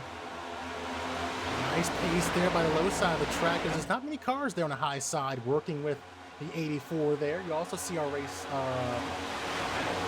outside pole sitter Benjamin White in that group as well. He'll drop down to the low side, so we go through these ebbs and flows every single restart where the drivers will prefer one line of the track and then immediately just change it up and go for a different line a lap later. So let's keep our eyes on how aggressive these drivers are going to be in terms of setting themselves up just to ride this thing out here and how quickly they're going to make these lane changes, because we're seeing these wrecks break out right in the mid-pack, right at the front, and it's knocking out a bunch of drivers. Right now, looking at the field, only about 20 cars left on the lead lap right now. Rocky Boy the third, the last car scored on the lead lap here in the 20th position. He's got a lot of damage to his car, so it's going to be a long night from there in the 16. Back at the front, Dylan Alt has Aaron Brown and Benjamin White as partners on the high side of the track, and now the 18 will drop to the low side and look to try and lead, but won't have the momentum he needs to make the pass. He'll have to settle for a second, and out there by his lonesome will be the 8 with some help now from the 25 getting into the picture here, and Sartaj Man rebounding from that earlier crash. We're going to continue to watch how aggressive they are with the lane changing and the bumps in terms of when they're moving around this track here, because we saw that in that last incident right in the middle of the trial with going off into turn 1, it really seemed like it was an unintentional incident. Just trying to move around. These cars are sliding around. These bumpers just don't seem like they are the most conducive to bump traffic. They're kind of curved, and obviously we're dealing with the simulator, you're dealing with netcode and all these kind of things, and that can happen here. And I want to see if the bump drafting cools off. I want to go ahead and say right now, it's not. They're continuing to apply the bumper here and get as close as they can as they work through turns 3 and 4. Still leading this race right now is Aaron Brown with a slight advantage on the low side of the track to Dylan Alt. Passing by us at the entrance of pit row, coming to the start-finish line, Aaron Brown will get the advantage with the 67 remaining nose to tail with him. More cars dropping to the low side there. Landon Mills pops down low. He'll try and get himself to the front here as the outside begins to weaken. Landon Mills goes back high, picking up the 40. We'll see if he stays there or just uses it for a convenient bit of draft as he moves around to find a line that works for him. This pack right now includes roughly 15 cars here. Then you go back way back, about 9 seconds to get to this group here. A number of damaged cars in this group, starting with Eric Keplinger in the 16th position, Luke Lufaro, Cole Hooper there in the 18th position. He was a driver who was among the top runners in the clash. And then Wade Poole, who had a great run going, running toward the front earlier. There he is now way back from this group with the 28 in front of him. Back at the front, Aaron Brown leading this race as the outside line tries to get organized. 3 cars on the low side of the track running single file here. Let's see if the outside line begins to rebound. It's really hard for these lines, I feel, in my opinion, to develop the momentum they need to get back to these drivers, because the drivers are quickly abandoning these lines. The lines are able to generate a lot of movement forward as a pack. It's really only 1 or 2 cars working together. I think that's going to be the most effective strategy for them to be able to get to the front. Now the 49, after leaving the outside for a minute, now gets back up there again. The 40 and the 8 behind him. Crossing the line for lap 48. We're only a handful of laps away from halfway in our night here, and we're still laying it all out there right now. The pack dwindling, though, after a number of crashes, putting us behind a pace car a few times this evening. Aaron Brown leading this race here. You know, he has been very strong in these restricted plays. I keep alluding to it, but when you talk about Aaron Brown, you have to look at his performance in these restricted play tracks. He has been very consistent, but unfortunately he had bad luck during season 4. Scored as the race winner coming to the line. He took the checkered flag, but had that win taken away after a rules violation at the end of that event, which saw Sartaj Man go to victory lane. But look at what he did in the clash here just last week. Able to get up there, move that car around in whatever lane he wanted. He was dictating the pace at times around this track, and now he's right up there in the lead of the pack here as we're coming to halfway in only a couple of laps. Aaron Brown leading this group here as they work their way around the track. The low side of the track beginning to get developed, and no drivers opting to stay out on the outside for right now. We know they have changed their mind on that real quick very often. Looking down toward the backstretch here, heading off from the 3, single file toward the low side of the track right now, all led by Aaron Brown. Looking at the field, most of the field came in during their latest pit stop on lap number 40, so we talked about the situation where you're looking at pit stops. The only driver in this group who pitted a little bit off sequence was Hunter Terpstra, coming in one lap later on lap number 41. So looking at everyone here, mostly on the same strategy, coming in on lap number 40. Just keep your eye on that here as they run nose to tail in this battle for first position. Chris Lilly in the pits here for what may be an unscheduled stop for him. We'll keep our eye on that right now. He's in his pit along with Wade Poole. We know those two drivers have had some issues here this evening in terms of being involved in crashes, and we'll see if that's maybe just an unscheduled stop for them. We see also they are still on pit road here, Cory Harts, as well as the outside line begins to wake up again, led by, you see the 40, the pole sitter, trying to run out there with a couple of other cars joining them. Dylan Alt, one of the winningest drivers here in the league. That driver has been to victory lane so many times during the course of his time here in the league. I count a dozen or so wins he has gotten under his belt in that 40 car. And when I look back at the past, he has been strong here at Daytona. He was a pole sitter here in season number 4. And, you know, you got to keep your eye on him because he's so fast around his track. And of course, he is one of those iRacing Coke Series drivers who is really, really strong out there. So keep your eyes on that 40 to be part of this race. And if he's running the full season, look out for him to be a factor in many of the races over the course of the upcoming season. We still see drivers there on pit road, just keeping our eye on that as the 18 continues to lead the field around lap number 52. We have passed halfway in our race, and there's still a lot of racing left to go here and a lot of strategy to play out as well. The one thing I'm curious about is if we have a long green flag run where these guys are forced to make green flag pit stops, how are they going to approach these stops? Will it likely be just fuel only, trying to get in and get out? And among this pack, how many of these drivers have partners here, have teammates, or I guess teammates of convenience, as we'll call them here at Daytona, who will be able to link up and get together to make an effective pit stop on the green? Perhaps it's too early to have that conversation here, considering the frequency of the yellow flags we've seen here, but as this pack begins to dwindle down a bit, I think the question of those green flag pit stops continues to increase. Right now in this pack, there are 10 cars exactly. Looking further back, you see the 33 by himself, and then a few cars in a group back here, 15th, 16th, and 17th. Looks like nose to tail here in this group. Sorry, 15th and 16th here. You have to go way back another 20 seconds to get to Bo Hooper, is now going another lap down here in this pack. So just seeing our field face some struggles here. Some drivers who had great runs in the Clash now having some challenges here, and some of our drivers who were strong runners in the regular season and the playoffs last season having problems. Back at the front, having no issues right now is Aaron Brown, still leading this group with Aaron Plemons, Alexander Hayter, Hunter Terpstra, and Blaze Brinkley. Dylan Alt back to the 6th position as the 8 gets loose there. Hangs on to it. He'll have to get back in line here. Don't want to lose any momentum. When you get forced out of line there, you got to get back in the draft. Last time we were here back for the Clash, I think it was very common for you to notice these cars lose the draft so easily, especially if you have damage. Roughly, I'd say 0.6 to 0.7 of a second was the maximum you could be behind a car in the previous generation of car here on the service. Now, I think that it's now gotten even smaller. Maybe only a ½ second is the furthest you can be behind before you lose that pack here, and 28 has some issues there on the apron. So he hangs on to it here as Justin Rector goes off track there. So he'll keep it straight there. We stay green. Swing the camera back around. We see them getting a little racy on the high side, but largely calm right now, as the 89 sits right in the middle of this group here.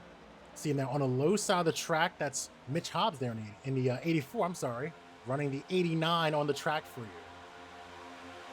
You see the 84 there and the 89, Mitch Hobbs having another rough night here. When we were here at Daytona, sorry about that, just when the scoring, it was showing him as a different number. The 89, Mitch Hobbs, yet again finding himself at the front, but it's almost little consolation there for the 89 because lap down here. He is well back in this pack here right now, sitting toward the front, 8 laps down, but not a factor in the race, even though he's running the 3rd position right now.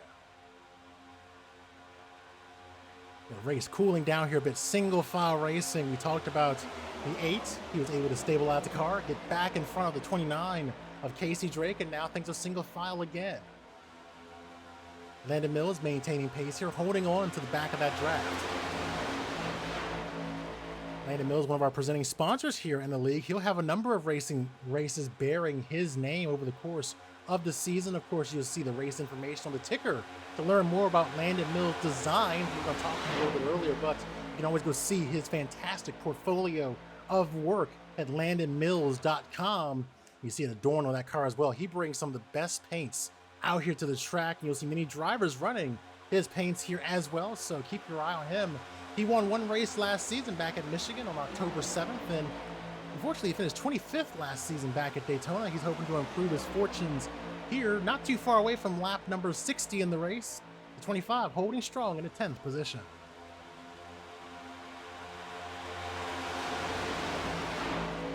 A great run for him right now. Aaron Brown still leading this race here. We'll talk about our upcoming schedule as these guys settle down here and things quiet down a bit. We mentioned we're going to Auto Club Speedway here in 2 weeks, but first we're going to Atlanta, not the reconfigured Atlanta. Unfortunately, not having that just yet, so we're going to historic Atlanta Motor Speedway, a configuration we know very well here for longtime fans running there in the Peachtree Stage 184. And then we'll head to Auto Club Speedway and Chicagoland for our next race at the Jones Racing Setup 180. The thing to note about those upcoming 3 races, that could be redemption for Brody Gardner, who's had a rough night here this evening here at Daytona. He won last season these upcoming 3 races over the course of season 5. So he knows how to get to victory lane at these tracks. Then on the docket, you got Circuit of the Americas making its return since season number 4. We know who went to the victory lane the last time we went there. None other than Dylan Alt in season number 4. And then Landon Mills, one of the first races where he'll serve as presenting sponsor, the Landon Mills Designs Dover 135. That'll be 135 laps around that fantastic 1 mile oval. We'll see what he can do. That's a great track for Jordan Kuntz. He won there the last time he went, back in January. So not too far away from lap number 60. That'll be about, let's say, 3/5 of the way through our evening here as Aaron Plemons goes to the high side, leaving Aaron, and now he'll leave Aaron again down to the low side of the track, and it'll be 3 wide as you see him sandwich their way through. That was 4 wide for a moment as Dylan Alt tries to capitalize, wanted to maybe go down the track, not able to do it. They'll be 3 wide going into this corner. The advantage slightly going to the 40, but it looks to be a hairy run here into the corner. Aaron Brown all by himself on the high side of the track. Still there, Aaron Brown trying to keep pace. He's got the 49 to his inside there, 3 wide toward the mid-pack here. Dylan Alt with the power move will get him back to the lead with outside pole sitter Benjamin White right behind him in the 2nd position on the high side. Aaron Plemons trying to fight back using that inside line to his advantage, and Mitch Hobbs right there behind him in the 89. The 84, not too far away as well, Alexander Hayter. He's hanging strong here, heading off turn 2, and around goes the 67. Hangs on to it here, no caution, stays green. 67 still going for a spin there on the inside. We stay green right now as he looks to get back going. Now the 40 drops down to the low side of the track with the 8 behind him. These drivers started 1st and 2nd, coming to lap number 61. They'll remain 1st and 2nd this time.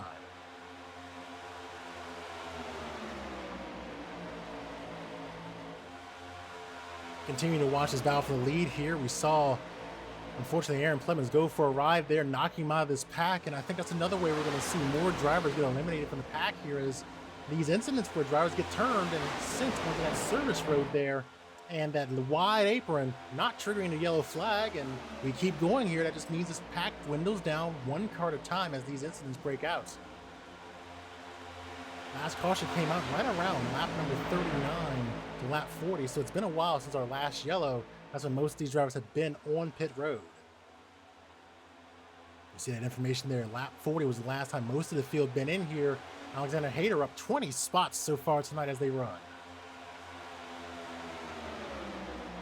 Top speed right now, and you see him across the line, 193 miles an hour for our race leader, Dylan Alt, and then 194 for Benjamin White. It's a great pace here as they run. Single file on the low side of the track. We'll see if anyone decides to go up there and run high for a little bit. Nope, not right now. As things quiet down yet again, we continue to go through these ebbs and flows as this race goes on. 16 cars on the lead lap right now. Got another pack that's in danger of going a lap down here. That's about 4 cars in that group as well. And a few others who are multiple laps down here, so you'll see them pass by our cameras, and then the leaders not too far away. Cody Webster at the tail end of this group. He won the Clash last week, here 1 week ago today. Good run for him, leading 10 laps on the course, that 50-lap dash for bragging rights and the cash, but now he's in a tricky situation after getting into the wall, coming off turn number 4, entering the tri-oval after trying to avoid a crash. Able to get around the crash, but the car having issues. Went for a ride there into the outside wall, just past the entrance to pit road. And now he's in danger of going a lap down here, just trying to salvage an evening. Because, of course, every point's going to count here. A night like tonight, hanging on, trying to get all you can out of the evening, could make or break you making the playoffs here in about 19 weeks. You see that the leader's not too far away. There's Aaron Brown just in the back of that group there in the 5th position. He's still lurking, just hanging on, riding in the pack here as Dylan Alt leads the train around. Malachi Drake trying to find a way back to this group. He's got some work to do, though. He is 14 seconds behind the next car ahead, which is Hunter Terpstra, so he's got some work to do inside the top 10. He does have the fortune of having Zachary Thornton there with him, but they need a caution here to get caught up to this group here, because just fell behind there, and their cars are relatively clean here. This could be by design as well, just trying to salvage the evening and wait for the opportunity to join the pack. You saw him there briefly working through turns 3 and 4. They're ways back right now, 15 seconds from first place. Driver in first place is that 40. Dylan Alt still leading this race after getting the pole, and the outside pole to the Benjamin White, hanging strong in the 2nd position despite a little bit of damage to his car and a scary ride he went for down the backstretch that eventually resulted in a crash there. But I still think that wreck could have been a whole lot worse had the 8 not been able to hang on to that car. So you see there that pack there, that's a number of cars that may go a lap down here. Looks like there are 4 leaders in that pack there that are still on the lead lap just barely, with the potential going a lap down here. Cody Webster, Eric Kepner, Luke Alfaro, and Joshua Coloni there, all in that group to 33 as well. It's one of those nights we have to try and grind this thing out, and you're seeing them, interestingly enough, drop down, trying to catch some of that draft. This might break them up a little bit here, at least momentarily. They'll get nose to tail here in this train, and then you'll see the 40 sail high to get the momentum they need to make the pass. 91 to 53 to 34, all going a lap down here as the leaders pass on the outside, led by Dylan Alt.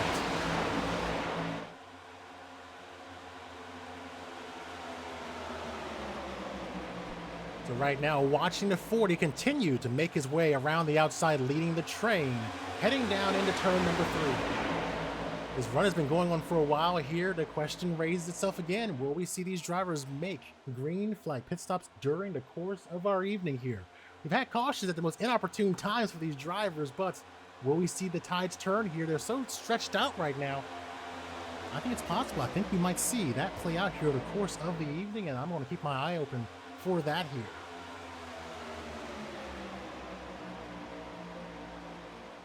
So we'll continue to watch these drivers now. The 29 has the 18 to his inside there. You saw him pop down there, and then realizing that he had a car to his inside, they eased out of it. The 18 will now lose some momentum there, as now a couple of cars trying to drop down in front of them as these leaders intermingle with the car that just went a lap down. 25 debating if he's going to go down there and make it 3 wide. Doesn't do it that time. Mitch Hobbs, who is several laps down, hangs with this group. Dylan Alt and company still out front here by a nice little margin. The inside line falling apart here as the drivers who just went a lap down decide to just get in line here and ride with the group. The 29 hanging out on the low side of the track with the 21. That is your 7th and 9th place right now as they run.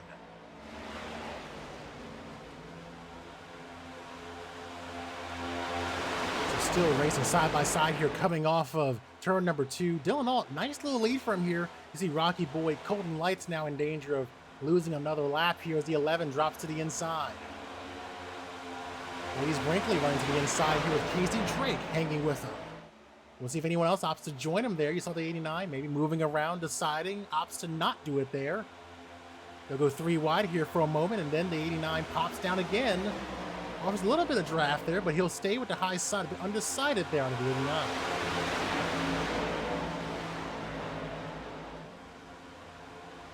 They're still racing side by side here in the pack. The 11 getting a nice bit of help there from the 29.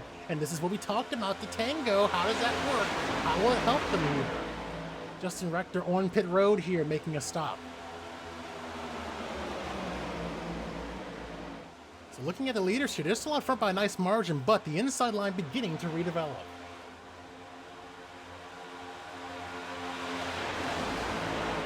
You see now the outside beginning to form and now fall apart. The dropping down motions continue as the 40, the 8, and the 49 all head to the low side, leaving that 84 out there pretty much by himself there. Only a couple more cars working with him, and it's pretty strung out behind him. So seeing the drivers go where the tides are taking them. They'll go where the speed is right now. The inside line was moving, so they went there, and that helps keep Dylan Alt and Benjamin White out front. Still leading this race here is Dylan Alt, continuing to hold pace with the field right now.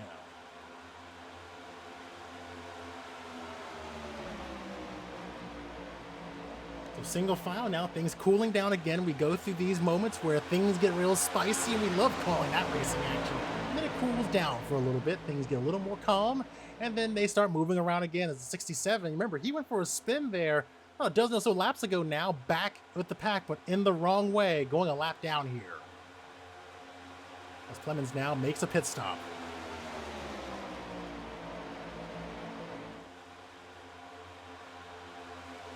So right now, still Benjamin White sitting in second position. It's where he started the night, holding strong into first position. Dylan Alt, Sartaj Man, a winner on restrictor plate, still holding pace here as he gets a bump in the middle of the corner from the 11.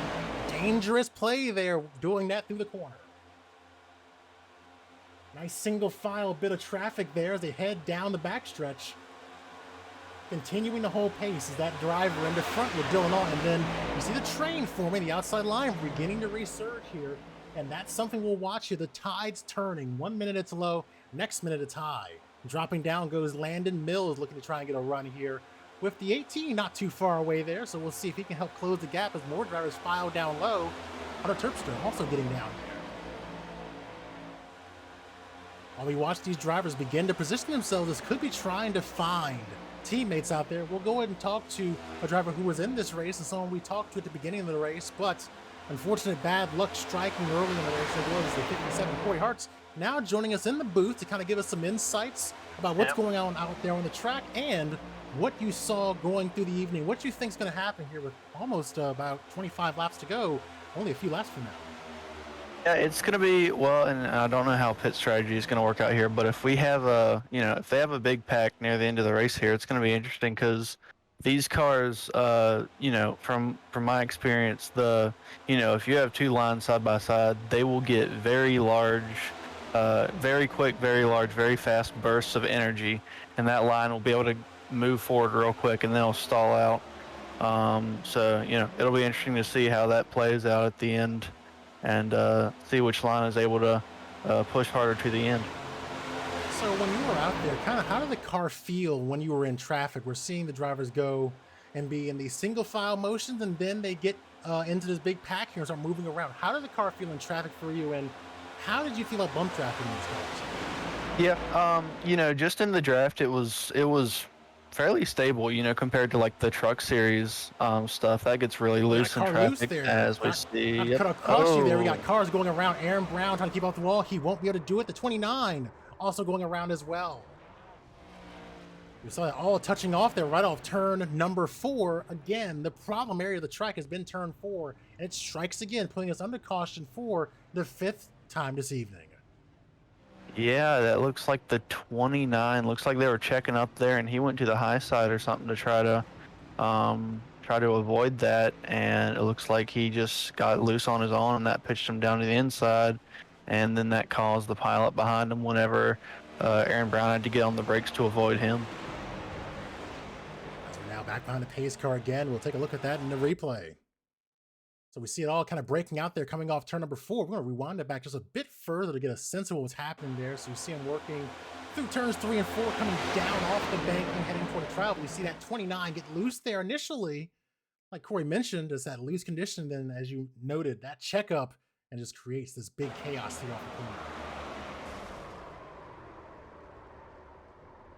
Aaron Brown, who was having a great run throughout the evening, he'll get into the wall and get some damage to his car.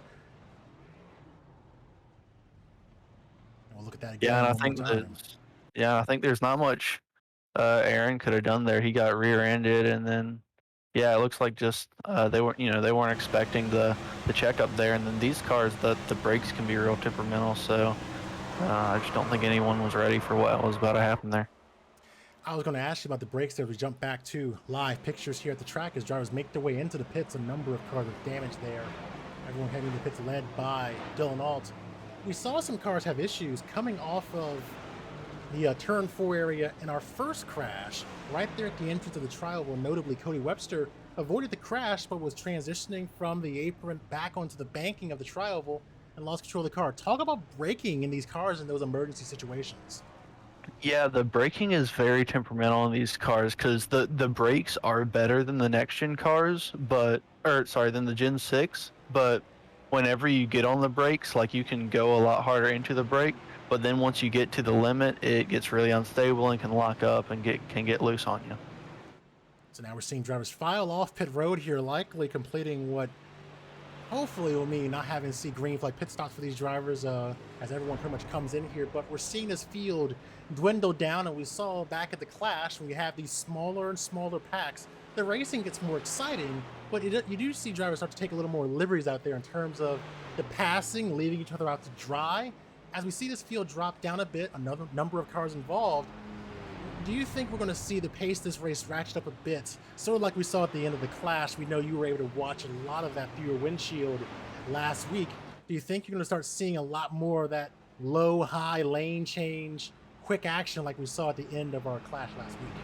Oh yeah, there's going to be people moving around, like you said, changing lanes because, at the end of the race, there'll be some people that are going to be communicating, and they'll be, they might be hooked up in a line, but at the end of the race, people are going to do what's going to be best for them. So they're going to be, weaving around and trying to pick the best line. And you can add, in addition to that, you're going to have people like I was last week that are laps down, but might be helping other people out, or might just be, they're still going to try to race the best that they can. So you're going to have lap cars mixing it up as they're up there as well. Crossing the line for 25 laps to go here at Daytona. One thing to note from our setup for tonight's race, when will we see the big one? Well, we've seen a couple of big crashes out here over the course of the night, but what we're really looking at is when will we see that last caution? So the last time we were here, back in the summer of 2021, last caution came out on lap number 93. So we're at 25 to go here, so still a little ways away from that period. But we had 9 cautions for 28 laps during that 100 lap event. Didn't go to overtime there as well, so we'll see if we'll run with fewer cautions in this race here. Still plenty of time left in the event. Fortunately, we got a number of cars a lap down here. Only 12 cars currently scored on the lead lap. We had 26 at the end of the race last time we were here at Daytona. Yep, these new cars is, it's creating a lot of uncertainty and just a lot of, we were with the Xfinity cars last year, and it's a lot of new stuff. And then I think, we also have a lot of guys that aren't racing for points, so they're not going to take it as conservative, that are, going for wins, and, they're willing to take chances. So I think that's leading to a lot of the cautions that we're seeing here and the amount of cars that are on the lead lap. Getting ready for our restart here. Int'l is the race leader. Sartaj Mann, Benjamin White, your top 3. Alexander Hayter back in the 4th position. Blaze Brinkley 5th. Landon Mills, Zachary Thornton Hunter Terpstra, Malachi Drake, and Casey Drake, your top 10. Cody Webster finds himself in 11th right now as the pace car makes its way in. We'll get back underway with under 25 to go here at Daytona. Like Cory said, the action is going to ramp up here. We got some lap cars mixing in as well. They could play a factor too. We're back underway. Still holding side by side here. A bit of bumping there on the high side with the 8 applying pressure to the 49 going into turn number 1. We got Landon Mills on the outside as well, holding strong with that group. 4 cars getting nose tail here, more joining them with the 29 and the 20 trying to catch up to that group at the inside line, carrying more drivers in that group as Sartaj Man will now power to the front. I want to point out that Benjamin A. White probably should be pusher of the race, whatever award you want to give him. Every time I've seen him behind a car on that outside line or anywhere, when he's been behind a car, he has been able to push that car to the front. We saw him do that with Dylan Ault, I think, earlier. So he's been really good at pushing, and I think he'll continue doing that. Speaking of Dylan Ault, he'll go to the high side, joining his outside pole sitter there as we come through the track, 23 to go. Talk about bump drafting here. You were out there not just tonight, but you've been in a lot of these races, and of course, these cars came out in the spring of last year, so they've been on the service for nearly a year. How is bump drafting in these cars? Looking at them here on the broadcast, they look like they have a bit of a curve to them. How do you approach bump drafting? Is it more of a delicate process out there on the track now? You know, I think it is. You know, that curve does make it a little bit more difficult, I think. And, you know, it's always been difficult with, you know, you don't want to get on, you know, people's right on the left side or right on the right side. But I think with these cars, it's especially difficult, especially when you include the way that you can get runs in these cars really fast and then lift out of the throttle, and it won't slow you down much. So when you add that in there and then the curvature of the bumper, yeah, bump drafting is tricky. Yeah, it seems like it's really just it's a game of trying to figure out exactly how much pressure you can apply onto that back bumper, but also doing it really square there. It's like you're trying to hit a target, and that target is really narrow with these back bumpers here. And we've seen it work for some drivers, like you mentioned, Benjamin White really being a great pusher throughout the race. We've seen some other incidents where, unfortunately, the bump is ill-timed, or it seemed like a car gets the bump and then slides off the back bumper of the car, which causes them to run, and then they inadvertently hook the car they've just been working with a moment ago. Yeah, they'll push him up the track, and, you know, just the slight bump will push him up the track a little bit earlier, or a little bit, and then, you know, the other driver behind them can stay in the same spot, but then they're on their left side, and that can, you know, turn someone real easy. And that's the voice of Cory Harts joining us here for our final 21 laps here at Daytona. One of the drivers we're always watching at these big tracks, and of course we're watching here as we get ready for some great tracks ahead. Atlanta Auto Club on the docket, and we'll ask you as we kind of settle into these final 21 laps, what race are you looking forward to on the schedule if you see some drivers decide to abandon ship right now? Oh man, I think the short tracks are going to be fun in these cars, and then, you know, the other super speedways, and then the road courses are going to be interesting in these. Well, really, when you look at it, you know, there's a lot of new stuff that, you know, even the intermediate tracks, you know, we're not using. You know, it's a whole new package, so they're all going to be interesting to see how they play out and how the racing's going to be. As a road course fan, I'm so excited to see you guys tackle some great road courses. Circuit of the Americas returning for season 6 here, and of course Watkins Glen joining the playoffs for our postseason here in the league. And I'm looking forward to seeing you guys tackle the track in these great cars here. As we're now at 20 laps to go. Still leading here is Dylan Ault, who has been able to really move his way through the field here, and it seems like the drivers are trusting him to help them get to the front here. Between him and Benjamin White, they've really been able to bring cars to the front and bring themselves to, even with that damage on the back bumper of the 8 car. Yeah, and I mean, you know, if you're looking who you want to push, I mean, it's a no-brainer if you can try to, you know, slide in behind Dylan Ault, you know, Coke driver, no-brainer. Yeah, he's been really strong here, one of the winningest drivers in the league as well. We go back to season number 4, where it was a foregone conclusion, many races, seeing him rack up not just wins, but also stage victories as well. He would just collect those like crazy. Truly trophy hunting he was during season number 4, now back running with us here in season 6, and already reestablishing himself back out front here in that 40. But plenty of other drivers showing their pace here in this race, including Sartaj Man, who won this race in season 4 and has been a threat in many super speedway races throughout the Redline Racing family of leagues, and now up into second position, looking to try and regain his momentum as it looks like the 25 gets to the wall there. Landon Mills forcing everyone to take evasive action. Now watch Sartaj Mon and Dylan Alt. They're gonna pull way out in front of the pack here. So let's see if it looks like the inside line might be is gonna have the best shot of trying to get back up to them. But this might be a little bit of a test of people have wondered if we're gonna see tandem drafting with this car. This might be a little bit of a test of that if they can stay hooked together. I see more cars having issues back there. Everything calming down a bit, coming off turn number 2. You mentioned tandem drafting. I'll still call it the 2-car tango. That's kind of a thing here we've seen play out, and now we'll see if that continues as we watch the 29 and the 8 go to the inside line.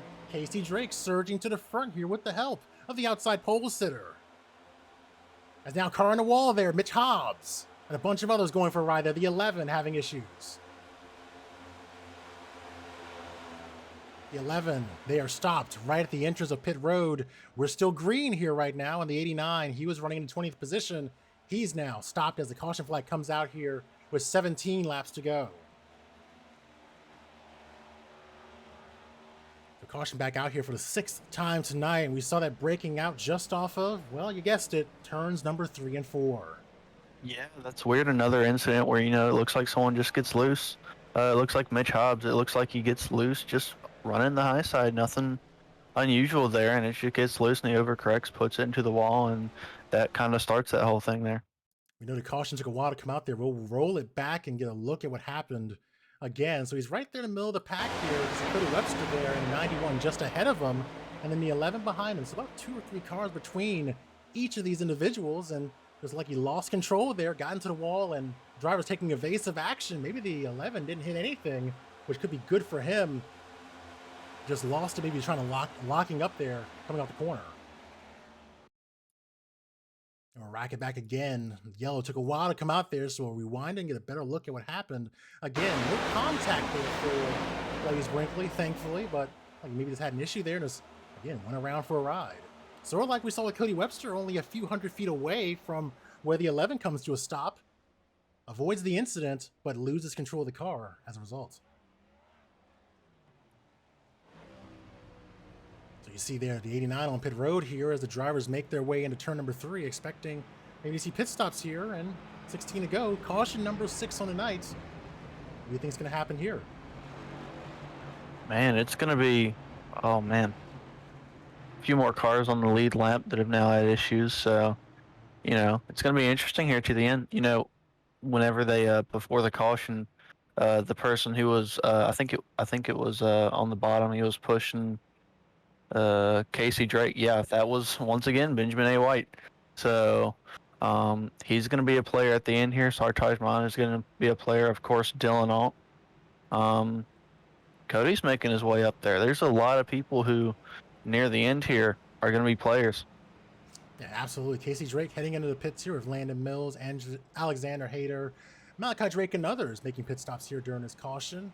Dylan Alt, Sartaj Mon, Benjamin White, Cody Webster, they'll stay out here. Is there some wisdom to staying out here? Yeah, interesting to see who's pitting and who's not, because I think that track position is probably more important at the super speedways in these cars than they were in the Xfinity cars in the past, or than they were in the Cup cars. So I think I would have gone for track position, but at the same time, that extra tire grip can give you a little bit more confidence in making moves if you need it. So it might not be a bad call.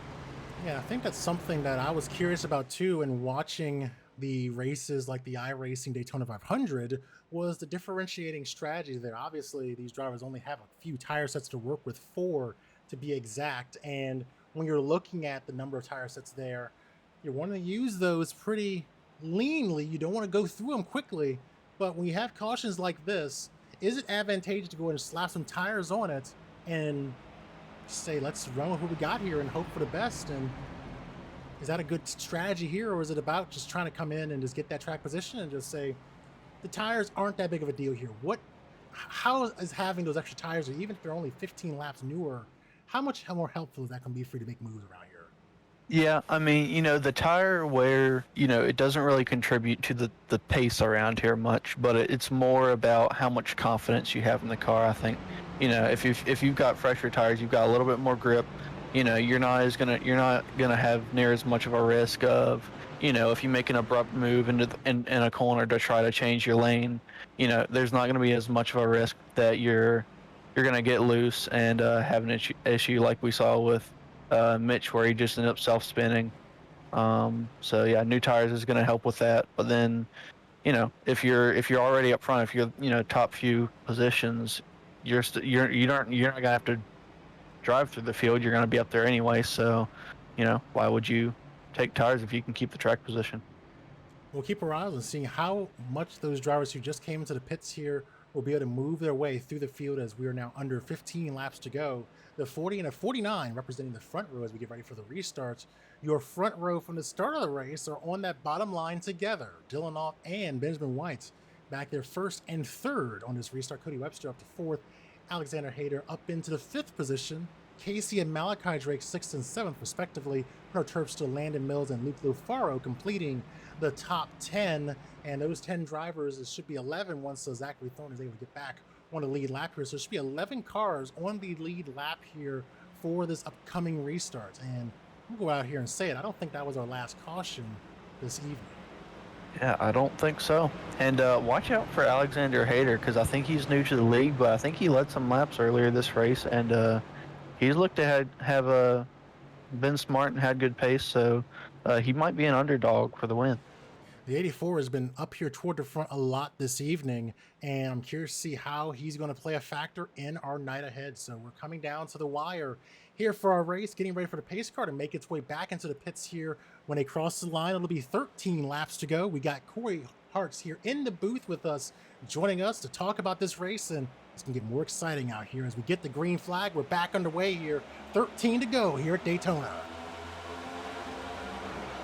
I would have expected a little bit more communication on the start there, but it looked like, I thought Dylan might have been communicating with someone there, but it looks like he wasn't, because I think he checked him up on the start a little bit, and nobody was really able to get to his back bumper. Let's see if that hurts him here.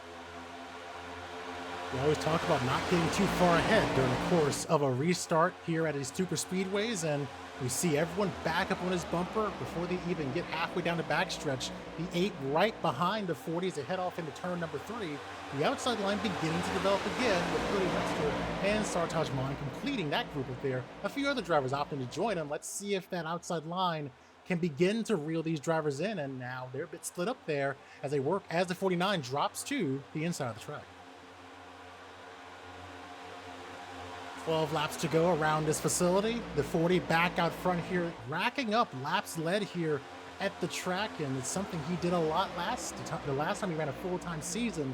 He gets out front and he stays out there for a long period of time, and it gives me flashbacks to one of the Daytona races I watched here. It may have been during season number 5, where we saw them come across the line and then we saw the crash right at the end of the stage. Yep. That wiped out a lot of cars, and he was right there in the thick of that, leading a bunch of laps, winning the stage, and then calamity ensued. Now with 12 laps to go, leading the race with the outside pole sitter Benjamin White right behind him, where he was at least, as Malachi Drake, where he come from, up 28 spots, sitting as the leader of the inside line. Yeah, Malachi Drake did a great job of navigating his way through the pack there, but Benjamin back on Alt's bumper, so but he's leading the bottom line, so if he can get a good push from the 67, he might be able to do something here. Talk about how hard it is to try and reel in those cars there on the outside line, or any line you're fighting with. I think it's particularly when you're fighting the outside. You can kind of get close to them. You'll get within maybe one car, but it's hard to reel in that whole group. What do you need to have happen to bring yourself even or even surpass a line on the outside like you're seeing here? Yeah, I mean, that second man in the line, that is the most important person. I would say, you want your best driver in that second car position in your lane, because they're the one that are pushing the leader. The leader, all they have to do is just hold a steady line. The second car is the one that has to push and really, get that line moving. So now we're in 10 laps to go as we're watching Casey Drake. I look like maybe caught the wall there. He looks like he's fine, though. He'll slip in line right behind the 34 as things get more and more racy here at Daytona. 10 laps to go. The pressure cooker is building here as Malachi Drake goes to lead. The 67 of Aaron Clemens will try and fight him there on the low side of the track. We'll let him in there, and they'll continue to fight with the high side coming through turns 3 and 4. Yeah, and that was nice for Aaron to let him back in there because he could have kept in the throttle and made Malachi drop all the way to the back. But still not looking too good now with that bottom line is pretty well falling apart now. Yeah, it feels like it's really hard for a line, once it begins to fall apart, to try and rein in that outside line there. It feels like it's the opposite. If everyone's lined up on the inside, if you can get 2 or 3 cars together just to start surging as Cody Webster makes it 3 wide through the middle of turns 1 and 2, they have the 20 go with him there to help him out. You need to have maybe 2 or 3 cars on the outside to be able to try and reel in a line, but really the defensive line seems to be having a team work the high side. Yep, having a group of guys that are working together. And I don't know if Benjamin and Dylan are actually like in a voice chat working together, but they've definitely been working together all race. So they've been able to move it up to the high side and control that. And you see that's hurt the inside line. They're trying to get built back up, but not able to do much at the moment. 8 laps to go here at Daytona, and we're watching the race begin to build here. Almost done with our night. We got Atlanta on the docket next week, but we have Daytona to decide tonight, and it feels like a mirror of what we saw in the first 10 laps back in the Clash, where you have Dylan Alt out front leading the race, but in second right now is Benjamin White, your winner at Daytona last season, and Sartaj Mann, your season 4 Daytona winner. So there's some decorated drivers up here toward the front. Anything can happen here, and who's gonna make the aggressive moves? I'll go ahead and tell you, it's Sartaj down to the Mann. bottom. Yeah. He's So yep, and there goes Dylan down to the bottom. Kind of surprised him to see him ditch the top side. Yeah. Now they're gonna move right back up to the top.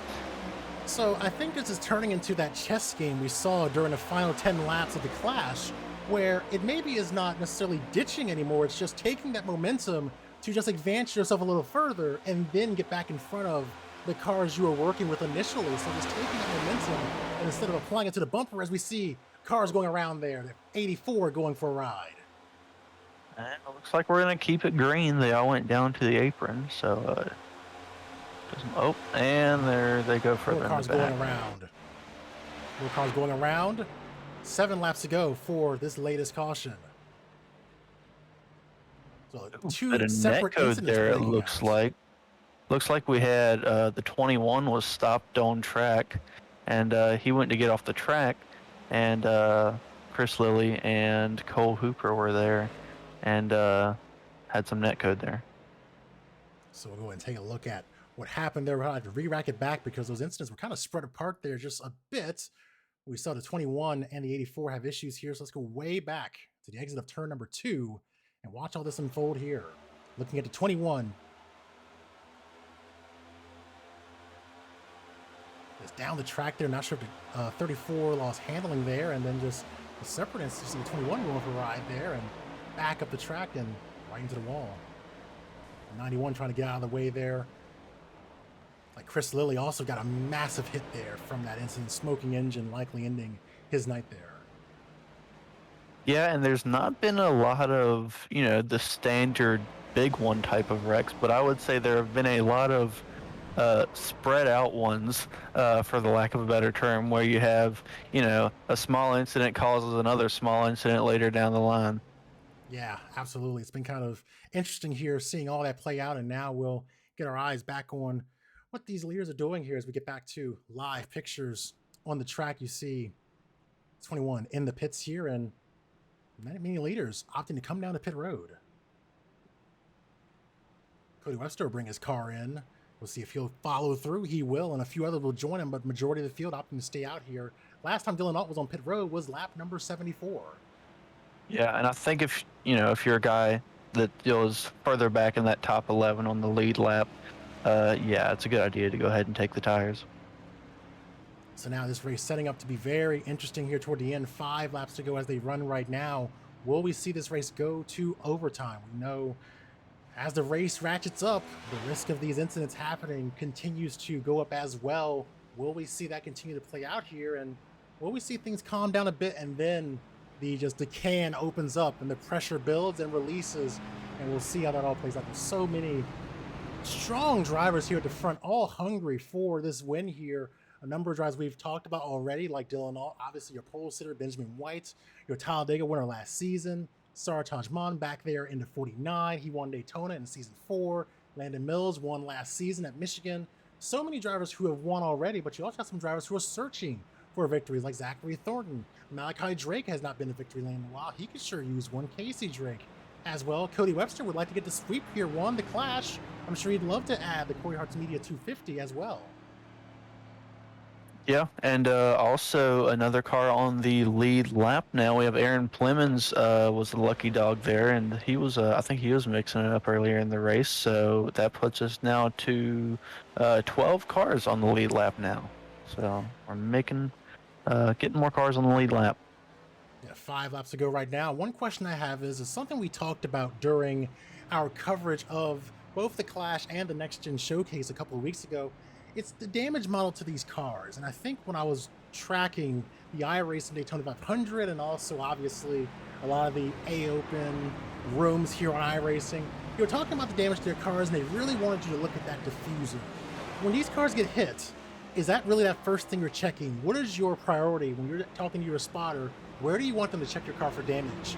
And yeah, I mean, you know, I guess it always depends on. Sorry, I didn't mean to cut you off, but I guess it always depends on, you know, where you're getting hit. If you get hit in the front of the car, you know, first thing you're gonna do is put it neutral or clutch in and make sure you're still running at 2,000 RPM. Make sure the engine's fine. But if you don't get hit from the front, you're gonna be asking the guy behind you, hey, how's my rear wing look? That's, you know, the rear wing and just generally the rear of the car is an important part, and you want that to be good. So yeah, if you're getting hit from the rear, you're gonna be worried about your rear wing. If you get hit from the front, you're gonna be worried about your engine. all right, so getting ready for the restart here. It'll be 3 laps to go.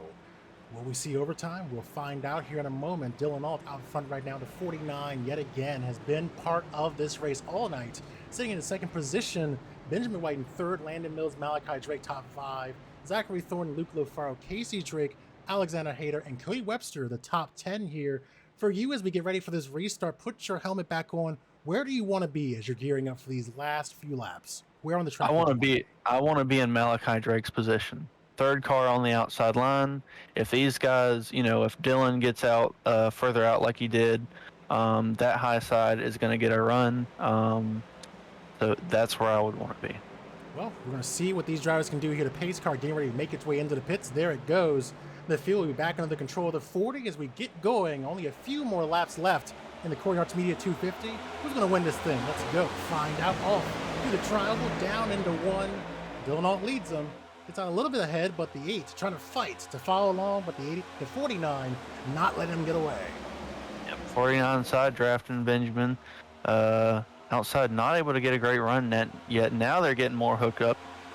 Dylan's going to try to block the outside. Ooh, that's going to hurt him. Tried to close the door there, and now he's stuck in the middle as Benjamin White goes to the front. Sartaj Mon there in the second position. We're shuffling up here, and there's Cody Webster in the middle of all of that in the Green Bay colors, hanging the 3. It's getting real racy here. The 3 wide still trying to consolidate here. Out front is the 49. Yep, Landon Mills pushing Sartaj Mon out to the front here, and that inside line once again not able to do very well. I don't know who's on the 12, but they're not able to push very well at the moment. 2 laps to go here, going into turn 1. The 49 leading this race right now. Landon Mills serving as a partner behind them, but here comes the 12 and the 8 closing up, trying to be side by side. Here's the burst of energy that I talked about. Oh, and there they go. And the 8 goes around there. We stay green right now. He is hoping for a yellow flag right now, and there it is. The yellow flag coming out here. As more issues break out, yet again, secondary incidents bringing out the yellow flag. And that is almost identical to what we saw earlier. Exit of turn 2 like it was earlier. Benjamin A. White, he kind of rode up the track a little bit on exit there, and Zachary Thornton held his line, but ended up being in the situation where he ended up being on Benjamin's left rear. You see the initial incident there, the 12, and the 8 going for a ride there, and then more incidents ensuing. The 90 involved the 25. Some of these drivers who've been finally working their way to the front, all caught up in a crash here. Cody Webster caught in a crash at the beginning of the race, and now unfortunately the end as well. You look at a guy who is going to be happy about that wreck. That's going to be Dylan Alt. After we saw him go 3 wide middle and not be able to make that work, he's back up to second after this. Yeah, massive crash here, putting us back behind the pace car yet again, and we'll look at it one more time before we jump back to our live pictures here. You see all this play out here right at the front, the 90 and the 25 making contact, and just nowhere for a lot of these drivers to go. See them all cutting through the grass. They're not going to have many clean race finishers here after this one, not just because of crashes, but just having to kind of just fly through the grass and wherever there's real estate to try and get around these incidents as they break out in front of you. Yeah, these cars really get slung all around the track whenever there's a wreck. These things are very hard to save once they get sideways. So once you get in a wreck, you are pretty well just holding on and hoping you're not sliding back up on the track and whatnot. Truly that you're a passenger situation for these drivers here. To 12 making his way into the pits.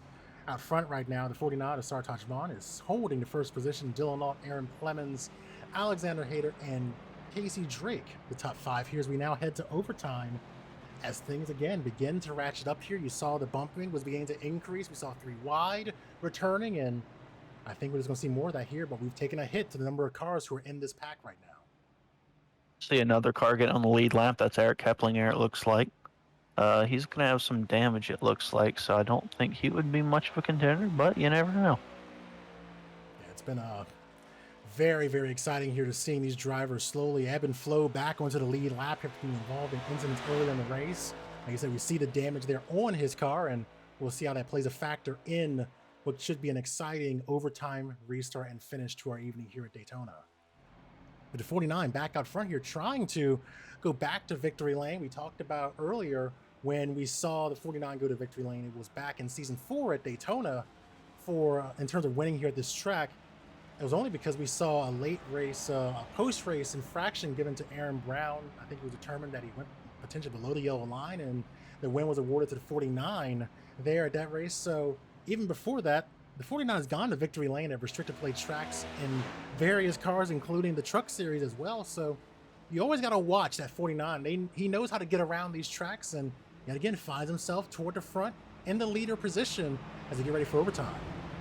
Yeah, he's proven to be a really good plate racer. He doesn't, you rarely see him make super aggressive moves on the plate tracks, but he's smart and he puts his car in the right position, and that is why he's always there at the end. Now as we get ready for overtime, pace car lights are out. I asked you this question before. Where do you want to see yourself in this situation? Now you have 2 laps to go. Overtime is here. Where do you want to be? I don't know. At this point, I'd say 3rd car on either lane. Maybe 2nd car. No, I'll stick with 3rd car on either lane. I don't know. It's a toss-up. But if I had to pick one, I'd say 3rd car on the bottom. Because Aaron Clemens has made his way back up through the field. He's going to be pushing Sartaj Vaughn. I know both of those guys are hungry, especially Clemens after he has got back from a lap down. So I think that's the lane that looks like it will get better hooked up. As we get ready for the restart here again, we'll remind you of our upcoming races on the schedule. We've got Atlanta Auto Club, Chicagoland, and Circuit of the Americas on the docket for our broadcast here. It's going to be a fun month coming up. A lot of great tracks here. 3 high-speed ovals on the docket for these drivers. We've watched in real life these cars take to Auto Club Speedway and put on a great show, hoping for the same thing in 2 weeks here in the Redline Racing Cory Harts Media Premier Series. But first, we'll take these to Atlanta Motor Speedway, that old classic rugged track, not the reconfigured version. So these cars should have a fun time going around that 1.5-mile oval. Yeah, that'll be sort of a farewell for the bumpy Atlanta. Yeah, definitely. It's going to be missed as well. I want to see those with the next gens. Yeah, I'm very excited to see what they do with that track here on the surface and how many people find success there. Let's see who finds success tonight. 2 laps to go. It's overtime here at Daytona. Out front, the 49. 49 got a jump there, but Clemens wasn't going to go with him. That's going to put I think the 84, thought the 84 was going to be able to bump Alt, but Mon able to jump up to the outside there. Looking at this from above, so we can start seeing who's going to start changing lanes on the fly for a little bit. As we see the 67 goes to the low side. The 12 seem to be a bit undecided. He'll go high with the 20 and the 8 closing the door. Late move there by the 67, nerfing the momentum for the 12. The 8 hops to the inside there. 4-car breakaway forming, soon to be 5 if the 12 can catch the tail end of this group. So now if you're Dylan Alt, your timing, when do you go for it and who's going to go with you? So you're second here, and how early, how late do you go for it? Coming to the white flag here at Daytona. They will receive the white flag. They do. Last lap here, and let's see what happens. It's going to be exciting right now. The 40 hanging tight to the back of the 49, staying to the low side of the track. Cars moving around, trying to fight with one another. It's going to create a bit of a gap there in this group as now they race through turns 1 and 2. Like you said, when's the move going to come? Bit of a bobble there out of the 49. Around goes the 49. Okay. Big crash there. Massive impact for the 49. Still racing here. Still wrecking. The 49 having issues and into the wall hard, leaving Aaron Clemens out front right now. He won the stage due to a late caution. A bit of a gap here. Can the 8 even close up here? It's 0.2 of a second between them. The gap is dropping. I don't think there's enough time though. Clemens coming to the line. He's going to throw a block unless there's a wreck here. Clemens got it. Clemens will win tonight here at Daytona International Speedway. After a How about that? Crash. He was a lap down 10 laps ago. Yeah, and then he just got back on the lead lap. My goodness, the 67 has gone through it here this evening. A number of drivers have gone through it as well, but that's your winner here this evening. The 67, Aaron Clemens, going to victory lane. Man, what an exciting lap there. Still sitting on the back stretch after being wrecked. Same situation that we saw, or similar situation that we saw earlier where, no, it looks like Dylan was trying to go up to the high side with Clemens, I believe, and just wasn't clear of Sartaj and just hooked him. We're going to relive that lap before we begin doing driver interviews here. We'll give Aaron Clemens a chance to celebrate here. Likely will celebrate the victory very heartily here on the front stretch after surviving what's been a crazy race here tonight at Daytona. Gained 17 spots tonight, and you look at that car, it's in pretty good shape considering the evening many drivers have had here. That car is in pretty good condition. It'll look nice in virtual Daytona USA here. Now it won't with that damage, but in any case, before he was looking pretty good there, as we'll take a look at that last lap one more time and just kind of go over what happened there and just relive it once more here as Aaron Clemens goes to victory lane. What an event here at the track. Let me get that footage pulled up here, that final lap here at Daytona, and we'll take a look at it from the beginning as they took the white flag. And we'll take a look at it from the perspective of Sartaj Mon and see what he saw here. Here he comes to the white flag, and we were wondering when that move was going to happen, and we'll watch him here. It was pretty calm all the way through the tri-oval heading into turn number 1, and then it just all began to unleash from there. Yeah, I think Sartaj was just the victim there. He was stayed on the bottom the whole time, and Dylan got the momentum, and he saw Clemens coming, and he was trying to hop up as fast as he could, and just stuff wasn't timed right, and yeah, massive crash there. And then you look back ahead in the pack there, you see Aaron Clemens able to get out front by a healthy margin. The 8 just kind of by himself there, not able to do much there. The 84 trying to come to his 8 at the end, but just not enough real estate. Maybe if this was Talladega and that start finish line was a little bit closer to turn 1, there was more time, but we're at Daytona. The 67 able to hold on and get the victory here at Daytona. Back to live pictures here at the track, and you see the results there. And what an evening here at the track, and we'll begin to do those driver interviews and hear from each of these drivers here at the conclusion of this event, with Aaron Clemens winning, Benjamin White, Alexander Hayter rounding out the top 3, Luke Lofaro, Casey Drake Casey Drake finishing in the top 5 positions. The 33, rounding out 6th position. Dylan Nutt, Zachary Thorne, Landon Mills, and Eric Keplinger, the top 10. Cory, I appreciate you hopping in here. We'll have kind of a revolving chair here. Hopefully we'll have people pop in during the race and just hear from you, because you offer such great perspectives. Being out there on the track, you are so invested in these cars, not just in the oval side of things, but the road side as well. You bring such a great knowledge pool to the broadcast, so we look forward to hearing more from you throughout the season. Yeah, I was happy to provide input, and probably will be in the booth several other times, so that'll be fun. Awesome. We'll look forward to having you here. We'll start doing our driver interviews, and thanks again. I look forward to seeing what you do when we head over to Atlanta next week. Yeah. All right, so now we'll begin the driver interview phase of the night. We know how this goes. It's always fun to hear from these drivers, and we'll be hearing from some new faces here over the evening. One of them being the driver of the 29, who we haven't talked to in a while here in the booth, but able to survive all that calamity, gaining 9 spots on the track to finish 5th. Is the driver of the 29, that Toyota, Casey Drake. Do you got us? Yep, I got you. So talk to us about tonight here at Daytona. You gained 9 spots on the nights, survived a lot of the chaos there, tried your best to dodge a lot of it. What did you experience out there, and how did you get yourself to the end of this race? Yeah, it was pretty fun. A lot of double file, sometimes a single file racing, but mostly I kind of just paced myself and try not to be too aggressive, but I kind of was a little bit aggressive there at the end, trying to make up some spots.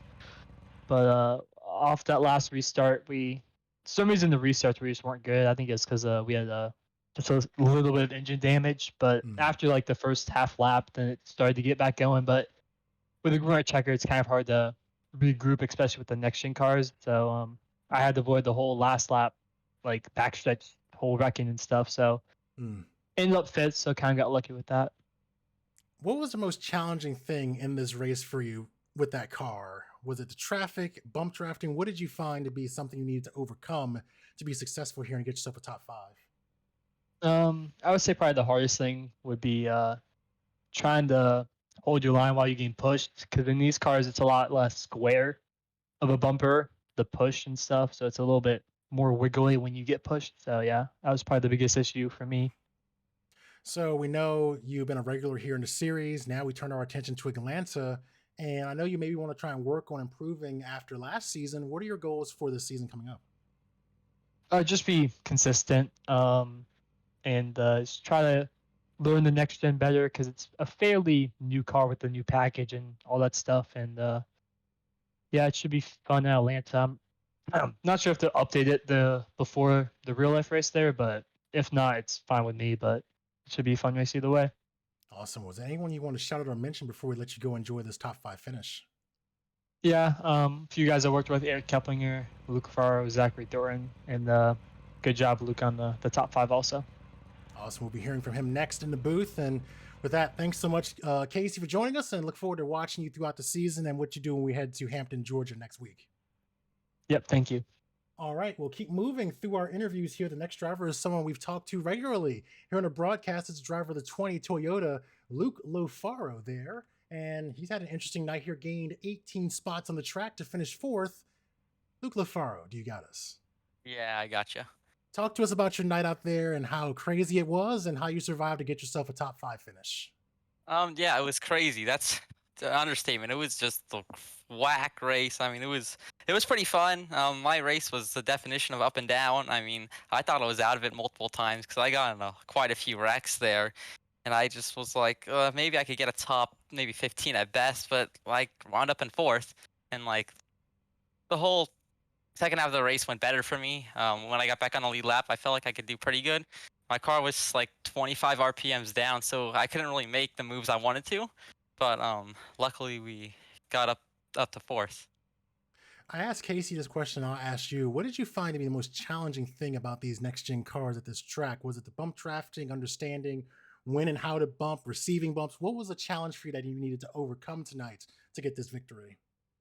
I think the biggest challenge was definitely bumping. Another one was like just certain situations coming off the corner, the car would just get squiggly, whether that be air or someone bumping you. So that was a pretty big challenge we had to face. But yeah, those are probably the 2 biggest. So we've talked to you, of course, a lot last season, and we turned our attention to what should be an exciting season for you here. And I call it a victory, being able to finish top 5 in a crazy race like this. And if I was out there, I call it a victory myself. But we turn our attention to Atlanta and these tracks that will be part of our schedule, these 1.5 mile, 2 mile tracks. What are your goals for this season as we turn our attention to really the true start of the season? I mean, obviously, I want to do really well, but I haven't really raced with this car outside of Super Speedway, so I just want to learn the car these next couple weeks and get used to it more, and hopefully, I could do well with it. Awesome. We look good out there. And of course, you got so many drivers here who have that experience, this car being on the service since last year, being able to build off each other to get that knowledge. I think we'll definitely keep our eyes on you. You're a driver who's very capable. I look forward to seeing what you do when we head up to these next few tracks. But before we let you go, is there anyone you want to shout out or mention as you enjoy a 4th place finish here in the Cory Harts Media 250? Yeah, I like to thank my teammates. Casey, he worked really well with me through the race and pushing me so I wouldn't lose a draft there at sometimes, and Zach and all my teammates. And it was, yeah, I'd like to thank them. Awesome. It was good watching you out there. Congratulations on the 4th place finish. Yep, thank you. Feels like a win. I can agree with that. Congratulations. Thanks. All right. We'll keep moving through our interviews here. Now we get to the podium, which interesting distinction about this podium. And you'll start to notice here when I get the information on the screen, we will begin our interview with Alexander Hayter. The 84, the 8, and the 67 all have one thing in common. They are obviously all driving Chevrolets here. So Chevrolet 1, 2, 3 on this podium. Congratulations to them. And the driver of the 84 finishing the 3rd position. You got us. I mean, I didn't really expect to even have a shot at the win. I think I wrecked like 2 times in the span of 10 laps. I really didn't think I'd come back for that one. Well, you surged back there. You looked really good and was able to get there. And you were part of the mix at times during the course of the race. Talk to us about your night here and being able to find yourself part of this group here at the end. I mean, just in general, we were just really able to stay in the lead pack for most of the race. I felt like I was able to stay in front most of the time. And even when we were at the back, just those last 10 laps, we were just able to rebound and get back to 3rd place. I'm happy with this. Yeah, you sound like a lot of the drivers we've talked to so far happy with this outcome here. A very tricky wild card track. For you, what challenges did you face with this car? Do you have a lot of experience with the next gen car, and what challenges did you have to overcome to get yourself a podium finish here tonight? I mean, so far, really the only experience I've had with this car is on the super speedways. I haven't really had much time to practice anywhere else. So at least I've come here at least somewhat prepared.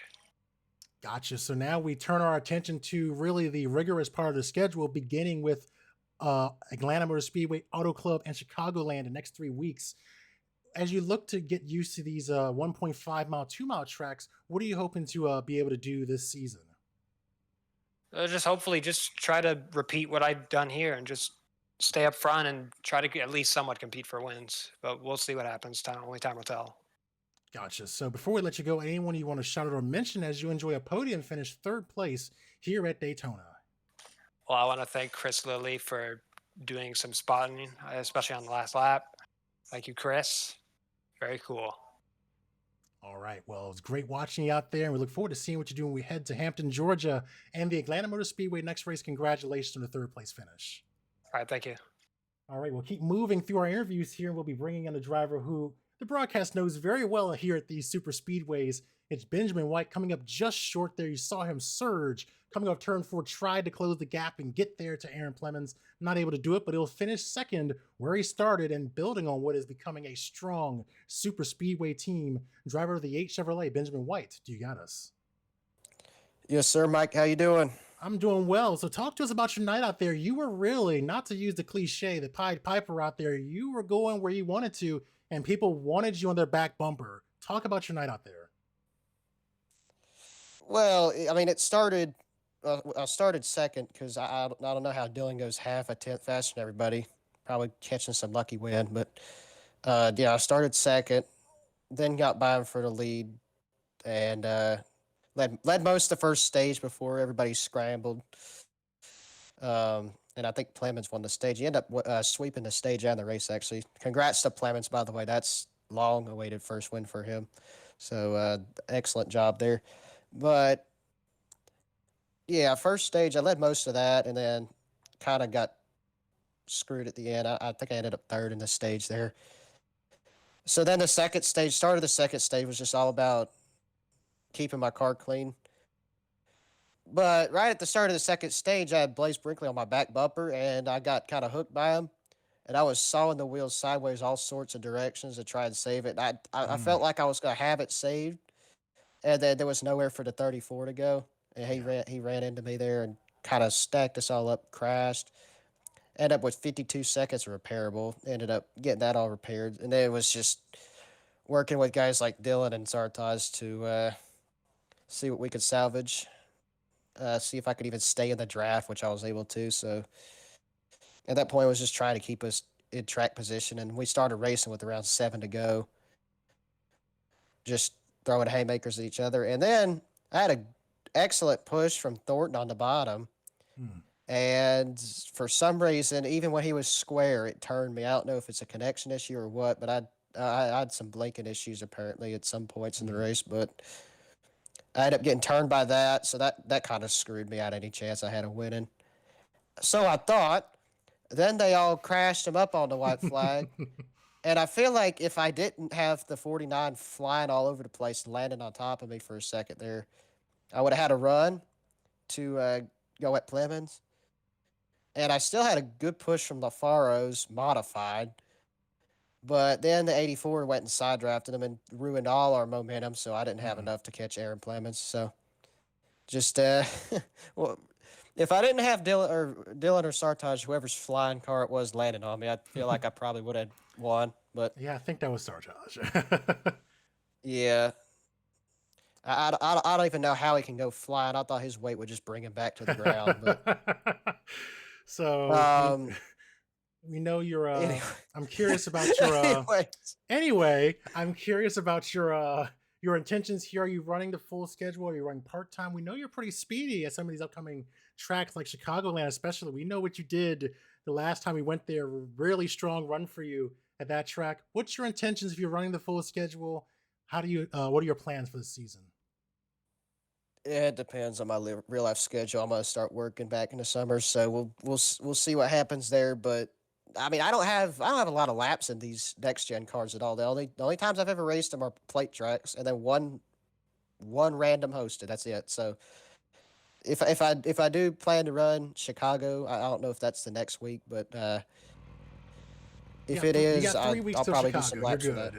Oh, okay. Well, whatever track's next, I'll just look through the schedule and see what's there and run some laps because I don't have a whole lot of laps in this car yet, so probably need to work on that. But probably just part time. I don't know. It depends on how future schedules work out. Gotcha. Well, you look speedy out there. It looks like your Super Speedway program has not been affected by the change to the next gen car, and it was great watching you wheel that thing around and finish second here, just close to getting that win. But again, top two finishes in the last 2 restricted play races, winning back at Talladega last year. So congratulations on that. And before we let you go, anyone you want to shout out or mention as you enjoy another podium finish here on the Super Speedway? Yeah, I'd like to thank you for broadcasting. Every time after one of these races that I'm in, I'd go watch them back. So do an excellent job every time. Looking forward to rewatching this one, especially with all the almost wrecking I was doing in that. But it was very dramatic watching you saw that wheel earlier in that race during the second stage. My God, I don't know how you were able to keep it straight that long, but you fought hard and it worked out in your favor at the end, at least. Yeah, I also want to thank Cody Webster for putting on a league. I know people give him a bunch of shit, but he's managing with what he has. So I just thank him for offering money races every race. Not a lot of league owners do that. People need to recognize that's something that puts him and Redline apart from most leagues. So really appreciate that. Definitely, and I appreciate you always tuning in for the. Want to thank. Yeah. Last people I want to thank Sartaj, Brody, Landon, Dylan Alt, a couple more people. Dang, they were too irrelevant for me to name. Anyways, just want to thank everybody that was working with me throughout the race. But other than that, that's all. Awesome. Well, always good having you here in the booth, and hopefully we'll see you at Atlanta or Chicagoland in the upcoming weeks ahead. But if not, we'll always be welcome to have you here in the booth. One of the stars of Super Speedway Racing, Benjamin White, getting a second place here at Daytona. Congratulations, and hopefully we'll talk to you soon. Appreciate it, sir. Y'all have a good one. All right, and that means we'll bring in our final driver here to the interview booth. It's a driver who won the stage after we saw that huge crash breakout there, and now he can call himself a race winner here in the Cory Harts Media Premier Series. It's Aaron Plemons, gaining 17 positions on the track to get the victory this evening. Aaron, do you got us? Yeah, I hear you. So talk to us about tonight. How does it feel to break through and get that victory here this evening? Yeah, I wasn't even supposed to run this race. I saw my guy Blaze running it in Discord, and I texted Cody and I asked him if I can run, and he said yes. I'm restricted play is pretty easy, but I don't drive these cars. I've never drove this car ever on the sim unless it was like a little short track. But yeah, I tried qualifying. I got last, and yeah, that was how good I am. And then I quickly learned how these cars drive. It's pretty easy to stay in the draft, side draft and all of that. And I was able to get the stage and able to get the win. So talk to us about the end of that first stage and everything that broke out there. Talk to us about trying to get through that crash and then the end of the race, this overtime, restart, and finish that led to you not only winning the stage, but also the race. So the stage, I was pushing my teammate Blaze to the point, and he had to go up and interrupt the top lane come in. And there, they just started wrecking behind me. And then that one was pretty easy. They just wrecked behind me. And then the lead, I was in last on the final restart because I just got the wave round because I was 2 laps down. And then I came to, I think I was in third or fourth, and Dylan and the other guy got together, and I was just able to go through. And it was the final lap, so there was no yellow or anything, and I was practically all by myself. Nobody really was alive or anything, so yeah, that's how I got it. So now we turn our attention to Atlanta, Auto Club, and Chicagoland. These are the next 3 tracks for us in the month of March. I know you have a lot of experience here with these next-gen cars. How are you looking to try and build on this race to carry that speed into Atlanta or even Auto Club in 2 weeks? Yeah, I wasn't even gonna run this series. Like I said, I didn't know about it until 5 minutes before the race. So I guess now I have to keep running them after I won this one now. So that's normally how it goes. You got to do that. I gotta do it. So yeah, Atlanta, I don't have much experience in that one either. So hopefully we can do the same thing, just learn. So now we'll go and wrap up here, and I guess I'll ask you this, because I asked everyone else, I'll ask you because you've made a point to say you really haven't run these cars. Here on this restrictor plate track, what did you find to be the thing that you had to get used to or learn the most behind the wheel of this car that helped you get this win today? Side draft. I really never have used it ever, and that's why the middle lane, you can't even go to the middle lane because the side draft's just terrible in these cars. So if you try to run by yourself, I learned that if you just go on the guy's corner panel, run on their door, slows them right down, and get right on by them. Awesome. Well, you looked speedy out there. It looks like you would have fooled me. You were making moves out there and able to get in the right positions throughout this race, and now you can call yourself a Cory Harts Media Premier Series race winner. And before I let you go, as we always do, anyone you want to shout out or mention as you enjoy your first victory here this season? Yeah, I gotta shout out all my guys at BHR, all my teammates, Blaze, and all them. Awesome. Well, you look good out there, and congratulations again on the victory. And we'll let you go, and hopefully we'll see you again at Atlanta or some of our upcoming races. But can't take away this one. Congratulations on the victory tonight. Thanks, buddy. All right, that'll wrap up our interviews here and our night here on the channel. What a great race there. Always good to have a first-time winner go to victory lane, and it was dramatic as well. We saw Aaron Plemons able to survive a lot of the calamity, not just on the last lap, but the end of that stage as well, to get the stage win and also get the race victory here, as you see there on the right side of the screen. And if we said throughout the interviews, we're going to Atlanta next week, running the old classic track that'll be unfortunately changing over, and we'll see something new here soon. A lot of anticipation and angst about that. Let's see what that has in store for us, but we'll get to that in due time here on iRacing. We still have the old track here, the old weathered surface. They'll play host to the series here next week on the channel, and then Auto Club Chicagoland will conclude the month of March before we head to Austin, Texas, and the Circuit of the Americas for some road course racing. with that, thanks to everyone for watching the broadcast. Thanks to the drivers for putting on a great show here. Sorry if I missed a graphic or two over the course of things. It's all about trying to get back in the groove of things after being off for a month, but I always appreciate you guys' patience with my production of the show. And, again, congratulations to Aaron Plemons. Great to see drivers head to victory lane for the first time. We'll see what he can do if he shows up next week at Atlanta. With that, have a great night, everyone. See you next week.